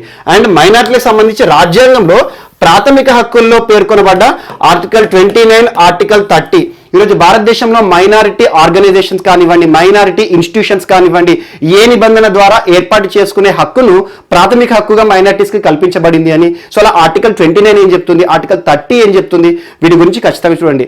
అండ్ మైనారిటీలకు సంబంధించి ప్రత్యేకంగా ప్రభుత్వం వేసిన కమిటీలు కానీ, కమిషన్స్ కానివ్వండి, రంగనాథ్ మిశ్రా కమిషన్ కానివ్వండి, రాజేంద్ర సచాయ్ కమిషన్ కానివ్వండి, వీటి గురించి ప్రత్యేకంగా చూడండి, వారి సిఫార్సులు ఏం చెప్తున్నాయి. మరి ఇందిరాగాంధీ ప్రభుత్వం 15 పాయింట్ ఫార్ములా కానివ్వండి, మరియు భారతీయ హజ్ చట్టం 2002, ఇలాంటి అంశాలు మైనార్టీలకు సంబంధించి అన్ని ఒక దగ్గర చూసుకోండి. జిఎస్లో మోస్ట్ ఇంపార్టెంట్. సో అలా ఒక వివాదంతో ఈరోజు నేషనల్ కమిషన్ ఫర్ మైనారిటీ వార్తలు నిలిచింది. సో ఇదొకటి ఇంపార్టెంట్. అండ్ నెక్స్ట్ ఈరోజు రాష్ట్రీయ అంశాల్లో ఏపీకి సంబంధించిన ఒక అంశం వార్తలు నిలిచింది. అదేంటంటే స్పోర్ట్స్ పర్సనాలిటీస్ ఎవరైతే ఉంటారో క్రీడాకారులకు ప్రభుత్వం రిజర్వేషన్స్ ఇస్తుంది. ఉద్యోగ నియామకాల్లో 2% రిజర్వేషన్ ఇస్తుంది. అలా 2% స్పోర్ట్స్ కేటగిరీ రిజర్వేషన్ సంబంధించి ప్రభుత్వము ఈరోజు కొన్ని సవరణలు చేసి ఉత్తర్వులను జారీ చేసింది. ఆ సవరణలో ఏం చెప్పింది అంటే, కొత్త అమెండ్మెంట్ ఏంటంటే, ఒకే పోస్ట్ ఉందనుకోండి, ఏదైనా ఒక నియామక ప్రక్రియకి సంబంధించి ఒక గవర్నమెంట్ జాబ్ ఒకటే పోస్ట్ ఉందనుకోండి, ఆ ఒక్క పోస్ట్కి 2 స్పోర్ట్స్ పర్సనాలిటీస్ ఒకే అర్హతతో, సో ఒకే అచీవ్మెంట్తో ఈ పోస్టుకి పోటీ పడినప్పుడు ప్రభుత్వం 2లో ఎవరికి ఉద్యోగం ఇస్తుంది అంటే, అర్హత పరీక్ష ఉంటుంది కదా, ఆ అర్హత పరీక్షలో ఎవరైతే మెరిట్ సాధిస్తారో వారికి ఇస్తుందంట. అండ్ సెకండ్, ఏదైనా శాఖకి, ప్రభుత్వ ఉద్యోగానికి సంబంధించి ఏదైనా శాఖకి సంబంధించి నోటిఫికేషన్ జారీ అయినప్పుడు, ఏదైనా ఎగ్జాంపుల్ రెవెన్యూ డిపార్ట్మెంట్ కానీ, లేదంటే పోలీస్ డిపార్ట్మెంట్ కానీ ఉద్యోగ నోటిఫికేషన్ వచ్చినప్పుడు స్పోర్ట్స్ కేటగిరీలో ఏదైనా వ్యక్తి సెలెక్ట్ అయితే ఆ డిపార్ట్మెంట్లో ఖచ్చితంగా 5 years ఉండాలి.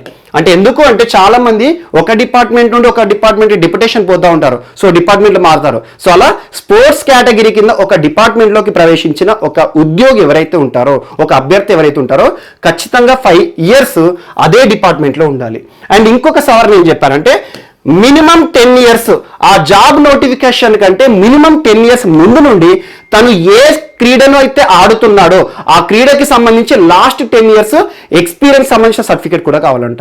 అండ్ ఇంకొకటి, ఇప్పటి వరకు స్పోర్ట్స్ కేటగిరీలు ఎలా చూస్తారంటే, స్పోర్ట్స్ కేటగిరీ అంటే నేషనల్ సర్టిఫికేట్ కానీ లేదా ఇంటర్నేషనల్ లెవెల్లో ఆడిన వారిని మాకు చూస్తారు. కానీ ఆంధ్రప్రదేశ్లో కొత్త సవరణ ఏం చెప్తుంది అంటే, స్పోర్ట్స్ కేటగిరీ ఏదైతే ఉంటుందో, డిస్ట్రిక్ట్ క్యాడర్ అయినా దిగువ స్థాయిలో స్పోర్ట్స్ అచీవ్మెంట్స్ని కూడా ఇక మీదట కన్సిడర్ చేస్తామని చెప్పేసి కొన్ని స్పోర్ట్స్ కేటగిరీ రిజర్వేషన్స్లో మాడిఫికేషన్ తీసుకొచ్చింది, సవరణ అమెండ్మెంట్ తీసుకొచ్చింది ఆంధ్రప్రదేశ్ రాష్ట్ర ప్రభుత్వం. జస్ట్ ఎగ్జామ్లో అడగచ్చు, అడగకపోవచ్చు, కానీ నియామక ప్రక్రియలకు సంబంధించి నోటిఫికేషన్ వచ్చినప్పుడు ఇటీవల స్పోర్ట్స్ కేటగిరీకి సంబంధించి ఎలాంటి సవరణలు వచ్చినాయి, వీటితో పాటు చాలా సవరణలు తీసుకొచ్చారు. సో దిగువ స్థాయి గుర్తింపు ఇప్పటివరకు లేదు, అంటే డిస్ట్రిక్ట్ లెవెల్ కానివ్వండి, లేదా చిన్న స్థాయిలో గుర్తింపు, టోర్నమెంట్స్ ఎన్ని గెలుచుకున్నా, ఎన్ని సర్టిఫికేట్ గెలిచినా కూడా ప్రభుత్వం గుర్తించేది కాదు నియామక ప్రక్రియలో. ఇప్పుడు ఏం చేస్తారు, నేషనల్ ఇంటర్నేషనల్ కాదు, దిగువ స్థాయిలో అచీవ్మెంట్స్ని కూడా చూస్తారంట. మరియు ఒకే పోస్టుకి 2 క్రీడాకారులు పోటీ చేసినప్పుడు అందులో మెరిట్ అనేది చూస్తారట నోటిఫికేషన్లో, ఎవరైతే మంచి మార్కులు పొందుతారో వారికి సంబంధించి. మరియు దాంతోపాటు ఒక డిపార్ట్మెంట్లోకి ప్రవేశించిన తర్వాత, స్పోర్ట్స్ కేటగిరీలో ప్రవేశించిన తర్వాత ఖచ్చితంగా 5 years వేరే డిపార్ట్మెంట్కి షిఫ్ట్ అవ్వకూడదు, ఖచ్చితంగా పనిచేయాలి. మరియు లాస్ట్ 10 years నోటిఫికేషన్ ముందు లాస్ట్ 10 years ఖచ్చితంగా తను స్పోర్ట్స్ ఫీల్డ్లో యాక్టివ్గా ఉండాలి. సో కొన్ని సవరణలు ఇలాంటివి పెట్టడం జరిగింది ఆంధ్రప్రదేశ్ రాష్ట్ర ప్రభుత్వం. అండ్ ఖచ్చితంగా చూడండి, అభయ యాప్ కానీ, అభయం ప్రాజెక్ట్ కానివ్వండి, ఇటీవల వార్తలు నిలిచింది, దాని గురించి ఖచ్చితంగా చూడండి, ఎగ్జామ్లో అడుగుతారు. అండ్ ఆంధ్రప్రదేశ్ సంబంధించి ఇంకొక అంశం, యాక్చువల్గా వార్తల వ్యక్తులుగా కన్సిడర్ చేసుకున్నా పర్లేదు, కత్తి పద్మారావు గారు వార్తలు నిలిచారు. కత్తి పద్మారావు, యాక్చువల్గా కత్తి పద్మారావు గారు ఎవరంటే తెలుగు కవి మరియు చాలా వరకు కూడా దళిత ఉద్యమ కవి. సో చాలా దళిత కవితలు రాశారు, దళిత కథలు కానివ్వండి, చాలా గుర్తింపులు తెచ్చుకున్నాడు. సో అలాంటి కత్తి పద్మారావు గారికి ఈరోజు లోక్ నాయక్ ఫౌండేషన్ పురస్కారంతో వార్తలు జరిగింది. Lok Nayak foundation. So Lok Nayak foundation పురస్కారాలు ప్రతి సంవత్సరం ఇస్తారు. ఎవరైతే సాహిత్య రంగంలో గొప్ప గుర్తింపు, ఒక్కొక్క రంగానికి సంబంధించి ఎవరైతే విశిష్ట గుర్తింపు పొందుతారో వారికి ఇవ్వడం జరుగుతుంది. సో అలా కత్తి పద్మారావు, నేరుగా బిట్టు గుర్తుంచుకోండి, వార్తలు నిలిచిన కత్తి పద్మారావు ఏ పురస్కారంతో వార్తలు నిలిచారంటే లోక్ నాయక్ ఫౌండేషన్ పురస్కారము. ఒక ప్రతిష్టాత్మక పురస్కారాన్ని పొందిన కవి ఎవరు 2020 సంవత్సరానికి అంటారు. సో దీనికి సంబంధించి అధికారిక ప్రకటన యార్లగడ్డ లక్ష్మీప్రసాద్ గారు, ఈ సంస్థ చీఫ్ గారు చేయడం జరిగింది. ఈ పురస్కారాన్ని ఎప్పుడు ఇస్తారంటే ప్రతి సంవత్సరం జనవరి 18 ఇస్తారు. కానీ ఈ సంవత్సరం కోవిడ్-19 పరిస్థితుల కాలంలో ఈ పురస్కారాన్ని డిలే చేశారు. ఎప్పటికీ అంటే April 14th, so April 14th Ambedkar Jayanti రోజున కత్తి పద్మారావు గారికి లోక్ నాయక్ ఫౌండేషన్ ప్రతిష్టాత్మక పురస్కారాన్ని ఇస్తామని చెప్పేసి ఒక దళిత కవి, ఒక గొప్ప కవి, ప్రపంచవ్యాప్తంగా కూడా తన కవిత్వాలు కానివ్వండి, తన రచనలు కానీ గుర్తింపు పొందిన వ్యక్తి కత్తి పద్మారావు గారికి ఆంధ్రప్రదేశ్ రాష్ట్రానికి సంబంధించిన వ్యక్తి. తను ఈరోజు ఆంధ్రప్రదేశ్ తరపున వార్తలు నిలిచిన పర్సన్. సో రాష్ట్రీయ అంశాల్లో స్టేట్కి సంబంధించి అడగవచ్చు. అండ్ నెక్స్ట్, సో ఈరోజు వార్తల్లో వ్యక్తుల గురించి చూద్దాం. సో ఈరోజు మన నెక్స్ట్ టాపిక్ వచ్చేసి వార్తల్లో వ్యక్తులు. అండ్ మోస్ట్ ఇంపార్టెంట్ పర్సనాలిటీ ఈరోజు తరుణ్ గొగోయ్ గారు వార్తలు నిలిచారు. From most important state, Assam రాష్ట్రానికి సంబంధించిన వ్యక్తి. ఖచ్చితంగా రానున్న పోటీ పరీక్షల్లో అస్సాం గురించి ఏదో ఒక ప్రశ్న అడుగుతారు. ఈ అంశాన్ని నేను తరచూ రిపీట్ చేస్తున్నాను. రానున్న పోటీ పరీక్షల్లో అస్సాం గురించి ప్రశ్న లేకుండా ఏ ప్రశ్న పత్రం ఉండదు. ఎందుకంటే అత్యధిక సార్లు వార్తలు నిలుస్తున్న రాష్ట్రం అస్సాం. సో ఇటీవల చాలా అంశాలు చూసాం, రకరకాల అంశాలు, జీవ వైవిధ్య సంబంధ అంశాల గురించి చూసాము, బయోడైవర్సిటీ సంబంధించి. ఇటీవల Kaziranga national park was inundated up to 80% due to floods అని చెప్పాను. మరియు ఇటీవల వ్యవసాయ సంబంధిత అంశాల్లో కూడా అస్సాం వార్తలు నిలిచింది. స్వర్ణ సబ్వన్ వరి వంగడం అని చెప్పాను. మరి ఇటీవల రాష్ట్ర యువతను ఉద్దేశించి రాష్ట్ర ప్రభుత్వం ఏర్పాటు చేయబోతున్న ఒక విశ్వవిద్యాలయం, రాష్ట్ర నైపుణ్యాభివృద్ధి విశ్వవిద్యాలయం. మరి ఇటీవల మహిళలకు సంబంధించి చాలా అంశాలు మనం నేర్చుకున్నాం. ఇటీవల స్వనిర్భర్ నారీ ఆత్మనిర్భర్ అస్సాం అనే ఒక కార్యక్రమాన్ని ప్రభుత్వం ప్రతిష్టాత్మకంగా ప్రారంభించింది. మరియు SBI state bank of India కూడా మహిళల కోసం ప్రత్యేక పథకాల విషయంలో వార్తలు నిలిచింది. మరియు ఇటీవల అంబుమాచి మేళా కానివ్వండి, మరియు బిహు పండుగ, జాతరలు, మేళాలు, అలా తరచూ ఏదో ఒక అంశంతో వార్తలు నిలిచిన అస్సాము ఈరోజు మరొకసారి వార్తలు నిలిచింది. మరొకసారి ఒక ముఖ్యమైన అంశంతో వార్తలు నిలిచింది, తరుణ్ గొగోయ్ గారు. సో తరుణ్ గొగోయ్ గారు అస్సాం రాష్ట్రానికి మాజీ ముఖ్యమంత్రి. So most important personality. And Assam చరిత్రలో లాంగెస్ట్ సర్వింగ్ సీఎం కూడా. సో అత్యధిక కాలం సీఎంగా పనిచేసిన వ్యక్తి కూడా తరుణ్ గొగోయ్ గారే. అండ్ హ్యాట్రిక్ సీఎంగా కూడా తనకు గుర్తింపు. హ్యాట్రిక్ సీఎం 2001 సంవత్సరం నుండి 2016 సంవత్సరం వరకు 3 సార్లు సీఎంగా ఎన్నికైన వ్యక్తి. So most important personality. And రాజకీయ పరంగా చూస్తే సుదీర్ఘ అనుభవం గల వ్యక్తి. దాదాపు 50 సంవత్సరాల రాజకీయ అనుభవం. సో 3 సార్లు సీఎంగా పనిచేశారు, కన్జిక్యూటివ్ సీఎం, హ్యాట్రిక్ సీఎం. మరియు 6 సార్లు లోక్సభ ఎంపీగా కూడా ఎన్నికైన వ్యక్తి తరుణ్ గొగోయ్ గారు. ఇటీవల COVID-19 బారిన పడ్డారు. సో నిన్నటి రోజున కన్నుమూయడం జరిగింది. So most important personality. ఇటీవల చూడండి, చాలా మంది మాజీ ముఖ్యమంత్రులు కూడా మరణించారు. Just with in the span of 1 month లోనే 3 మాజీ ముఖ్యమంత్రుల మరణాలు మనం చూసాము. ఎగ్జాంపుల్, బీహార్ రాష్ట్రానికి సంబంధించి shortest serving CM of Bihar, former CM, అంతకుముందు బీహార్ రాష్ట్రానికి ముఖ్యమంత్రిగా చేసిన వ్యక్తి సతీష్ కుమార్ ప్రసాద్ గారు కానివ్వండి. అంతకుముందు మనకి గుజరాత్ రాష్ట్ర మాజీ ముఖ్యమంత్రి కేశుభాయ్ పటేల్ గారు కానివ్వండి. ఈ రోజు మరొక వ్యక్తి మాజీ ముఖ్యమంత్రి అస్సాం రాష్ట్రానికి సంబంధించి. అండ్ COVID-19 బారిన పడి మరణించిన మరొక ప్రముఖుడు. ఇటీవల తరచూ COVID-19 బారిన పడి చాలా మంది ప్రముఖులు, రాజకీయ నాయకులు, మంత్రులు మరణించడం జరుగుతుంది. ప్రస్తుతం మంత్రులుగా విధులు నిర్వర్తిస్తున్న వ్యక్తులు కూడా COVID-19 బారిన పడి కోలుకొని మరీ మరణించారు. లాస్ట్ టైం మనం చూసాం, బీహార్ రాష్ట్రానికి సంబంధించి ప్రస్తుతం మంత్రులుగా ఉండే 2 వ్యక్తులు, వినోద్ కుమార్ సింగ్ గారు కానివ్వండి, కపిల్ దియో కామత్ గారు. మరియు నాగాలాండ్ రాష్ట్రంలో ప్రజెంట్ సర్వింగ్ మినిస్టర్ చాంగ్షన్ మాంకో సుంకుమ్ చాంగ్. మరియు మనకు ఉత్తరప్రదేశ్ రాష్ట్రానికి సంబంధించి మాజీ క్రికెటర్, ప్రస్తుతం బీహార్ మనకి ఉత్తరప్రదేశ్ రాష్ట్రంలో మంత్రిగా ఉన్న చేతన్ చౌహాన్ గారు, మరియు కమలా వరుణ్ గారు. తెలుగు రాష్ట్రాల విషయానికి వస్తే కూడా చూడండి, బల్లి దుర్గా ప్రసాద్ గారు, లోక్సభ ఎంపీ తిరుపతి. మరియు ఇటీవల కాలంలో చాలా మంది ప్రముఖులు మరియు కేంద్ర మంత్రులు కూడా చూడండి. ఇటీవల ఎగ్జాంపుల్, COVID-19 బారిన పడి సురేష్ అంగడి గారు, రైల్వే శాఖ సహాయ మంత్రి. మరియు అశోక్ గస్తీ గారు, Rajya Sabha MP from Karnataka state, బీజేపీకి సంబంధించి. సో ఇటీవల చాలా మంది ప్రముఖుల మరణాలు COVID-19 బారిన పడి చూడడం జరుగుతుంది. మరియు మాజీ రాష్ట్రపతి, మన భారతదేశ మాజీ ప్రథమ పౌరుడు ప్రణబ్ ముఖర్జీ గారు, ప్రముఖుడు గాయకుడు బాలసుబ్రహ్మణ్యం గారు. ఇటీవల చాలా మంది వివిధ రంగాల్లో వారికంటూ ప్రత్యేక గుర్తింపు ప్రపంచవ్యాప్తంగా పొందిన వ్యక్తులు COVID-19 మహమ్మారి బారిన పడి కోలుకొని కూడా మరణిస్తున్నారు. మీకు ఇటీవల తరచు చెప్తున్నాను, COVID-19 నుండి కోలుకున్న తర్వాత కూడా పోస్ట్ కోవిడ్ చాలా అనారోగ్య సమస్యల బారిన పడుతున్నారని చెప్పేసి ఇటీవల చాలా మంది మంత్రుల గురించి చెప్పాను. బీహార్ రాష్ట్రంలో వినోద్ కుమార్ సింగ్ గారి పరిస్థితి కూడా అదే, ఇటీవల బాలసుబ్రహ్మణ్యం గారు. సో అలా COVID-19 బారిన పడి కోలుకొని వేరే సమస్యలతో ఏదో ఒక శరీర అవయవాలు పనిచేయకుండా చనిపోతున్నారు. అదే కేటగిరీలో ఈరోజు తరుణ్ గొగోయ్ గారు వార్తలు ఇచ్చారు. మోస్ట్ ఇంపార్టెంట్, అస్సాం రాష్ట్రానికి సంబంధించి మాజీ ముఖ్యమంత్రి, అస్సాం చరిత్రలో ప్రతి ఒక్కరికి కూడా తెలిసిన వ్యక్తి, సుదీర్ఘకాలం అస్సాంలో ముఖ్యమంత్రిగా సేవలు చేసిన వ్యక్తి, అస్సాం చరిత్రనే మార్చిన ఒక సంస్కర్త కూడా, సో సంస్కరణవాది. సో అలాంటి వ్యక్తి కాంగ్రెస్ పార్టీకి సంబంధించిన వ్యక్తి యాక్చువల్గా. సో కాంగ్రెస్ లో కూడా చాలా మంది ప్రముఖులతో కలిసి పనిచేసిన అనుభవం ఉంది.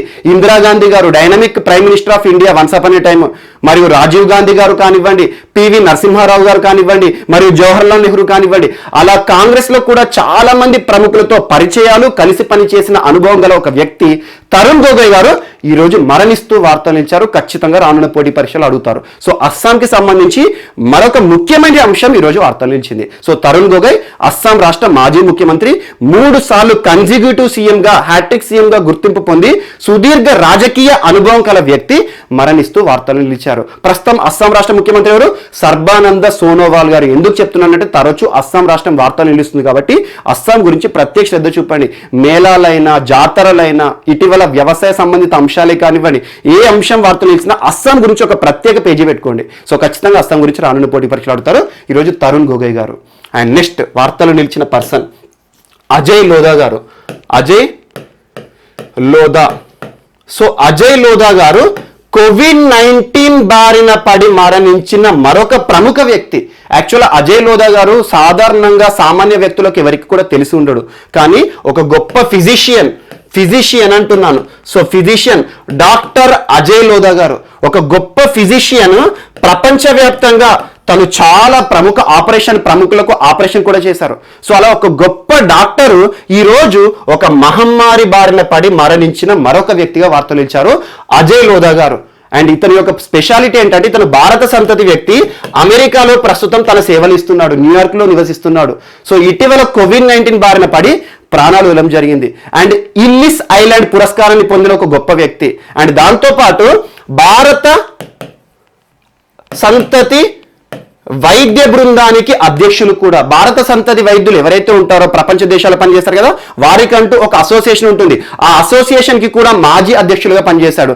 అంటే ఒక పేరు పొందిన గొప్ప డాక్టర్, భారతదేశం నుండి అమెరికాలో సెటిల్ అయిన వ్యక్తి, భారత సంతతి వ్యక్తి అజయ్ లోధా గారు కూడా ఈరోజు కోవిడ్-19 బారిన పడి మరణించారు. అండ్ ఎగ్జామ్లో ఎలా అడుగుతారంటే నేరుగా బిట్టి అడుగుతారు. సో దాని గురించి చరిత్ర కానీ ఏది అడగరు.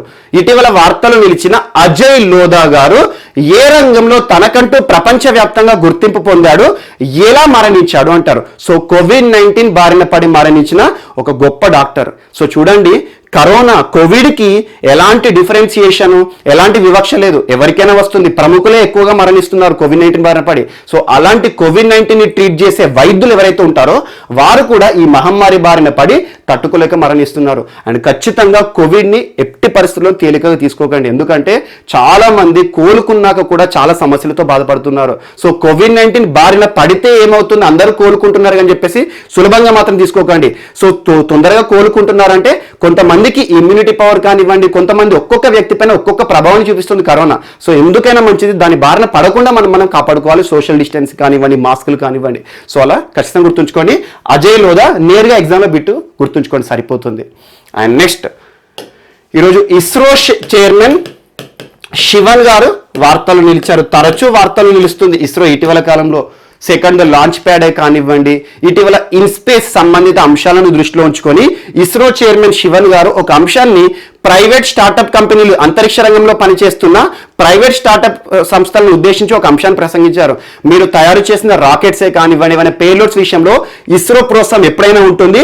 అండ్ మీకు లాంచింగ్ ఫెసిలిటీ కావాలంటే నెల్లూరు శ్రీహరికోటలో ఉన్న లాంచింగ్ ప్యాడ్ను కూడా మీరు వాడుకోవచ్చు అని చెప్పేసి ప్రైవేట్ సంస్థలను కూడా ఇన్వైట్ చేశారు. సో అలాంటి ఇటీవల ఇస్రోలో కూడా లాక్డౌన్ విధించారు కొంతకాలం కింద, ఆల్మోస్ట్ 1 month బ్యాక్. ఎందుకంటే కరోనా కేసెస్ చాలా ఎక్కువగా వస్తున్నాయి అని చెప్పేసి. సో అలాంటి ఇస్రో చైర్మన్ శివన్ గారు యాక్చువల్గా శివన్ గారు ఎందుకు ఈరోజు వార్తలు ఇచ్చారంటే తనకు గౌరవ డాక్టరేట్ పొందడం జరిగింది. గౌరవ డాక్టరేట్ ప్రదానం చేసిన సంస్థ ఏది అంటారు. సో ప్రముఖ వ్యక్తులు ఉంటారు. కామన్గా చదువుకుంటే పిహెచ్డి చేస్తేనో, లేకపోతే ఇందాక చెప్పాను అజయ్ లోధా అని చెప్పేసి చదువుకుంటే ఎంబీబీఎస్ లాంటి కోర్సుని చదువుకుంటే కానీ డాక్టర్ అనే పదం మనకు పేరు ముందట ప్రిఫిక్స్ అనేది ఉంటుంది. కానీ కొంతమంది ప్రముఖులకు కొన్ని ప్రముఖ విశ్వవిద్యాలయాలు డాక్టరేట్ హోదాని ఇస్తాయి. సో అదే కేటగిరీలో ఈరోజు ఒక ప్రముఖ వ్యక్తి ఇస్రో చైర్మన్ శివన్ గారు డాక్టరేట్ అనే ఒక బిరుదును పొందాడు. ఏ విశ్వవిద్యాలయం నుండి, ఏ ప్రముఖ విశ్వవిద్యాలయం ఇటీవల ఇస్రో చైర్మన్ శివన్ గారికి డాక్టరేట్ హోదాని ఇచ్చింది అంటారు. సో మనకి విశ్వేశ్వరయ్య టెక్నాలజికల్ యూనివర్సిటీ, విశ్వేశ్వరయ్య సాంకేతిక విశ్వవిద్యాలయం.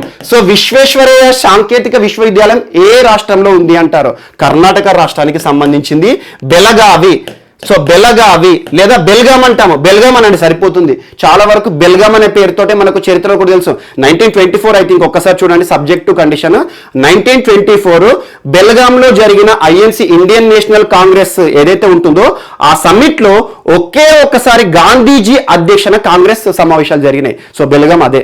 సో కర్ణాటక రాష్ట్రంలోని బెళగావి లేదా బెల్గాంలో ఉన్న విశ్వేశ్వరయ్య సాంకేతిక విశ్వవిద్యాలయము గౌరవ డాక్టరేట్ పురస్కారాన్ని ఇవ్వడం జరిగింది ఇస్రో చైర్మన్ శివన్ గారికి. సో ఈరోజు వార్తలు నిలిచిన పర్సన్ ఇస్రో చైర్మన్ శివన్ గారు. అండ్ ఇంకొక అంశంతో కూడా ఈరోజు ఇస్రో వార్తలు నిలిచింది. మోస్ట్ ఇంపార్టెంట్, ఇస్రో ప్రతిష్టాత్మకంగా చేయబడుతున్న శుక్రయాన్ ప్రయోగం, శుక్రగ్రహం పైకి శుక్రయాన్.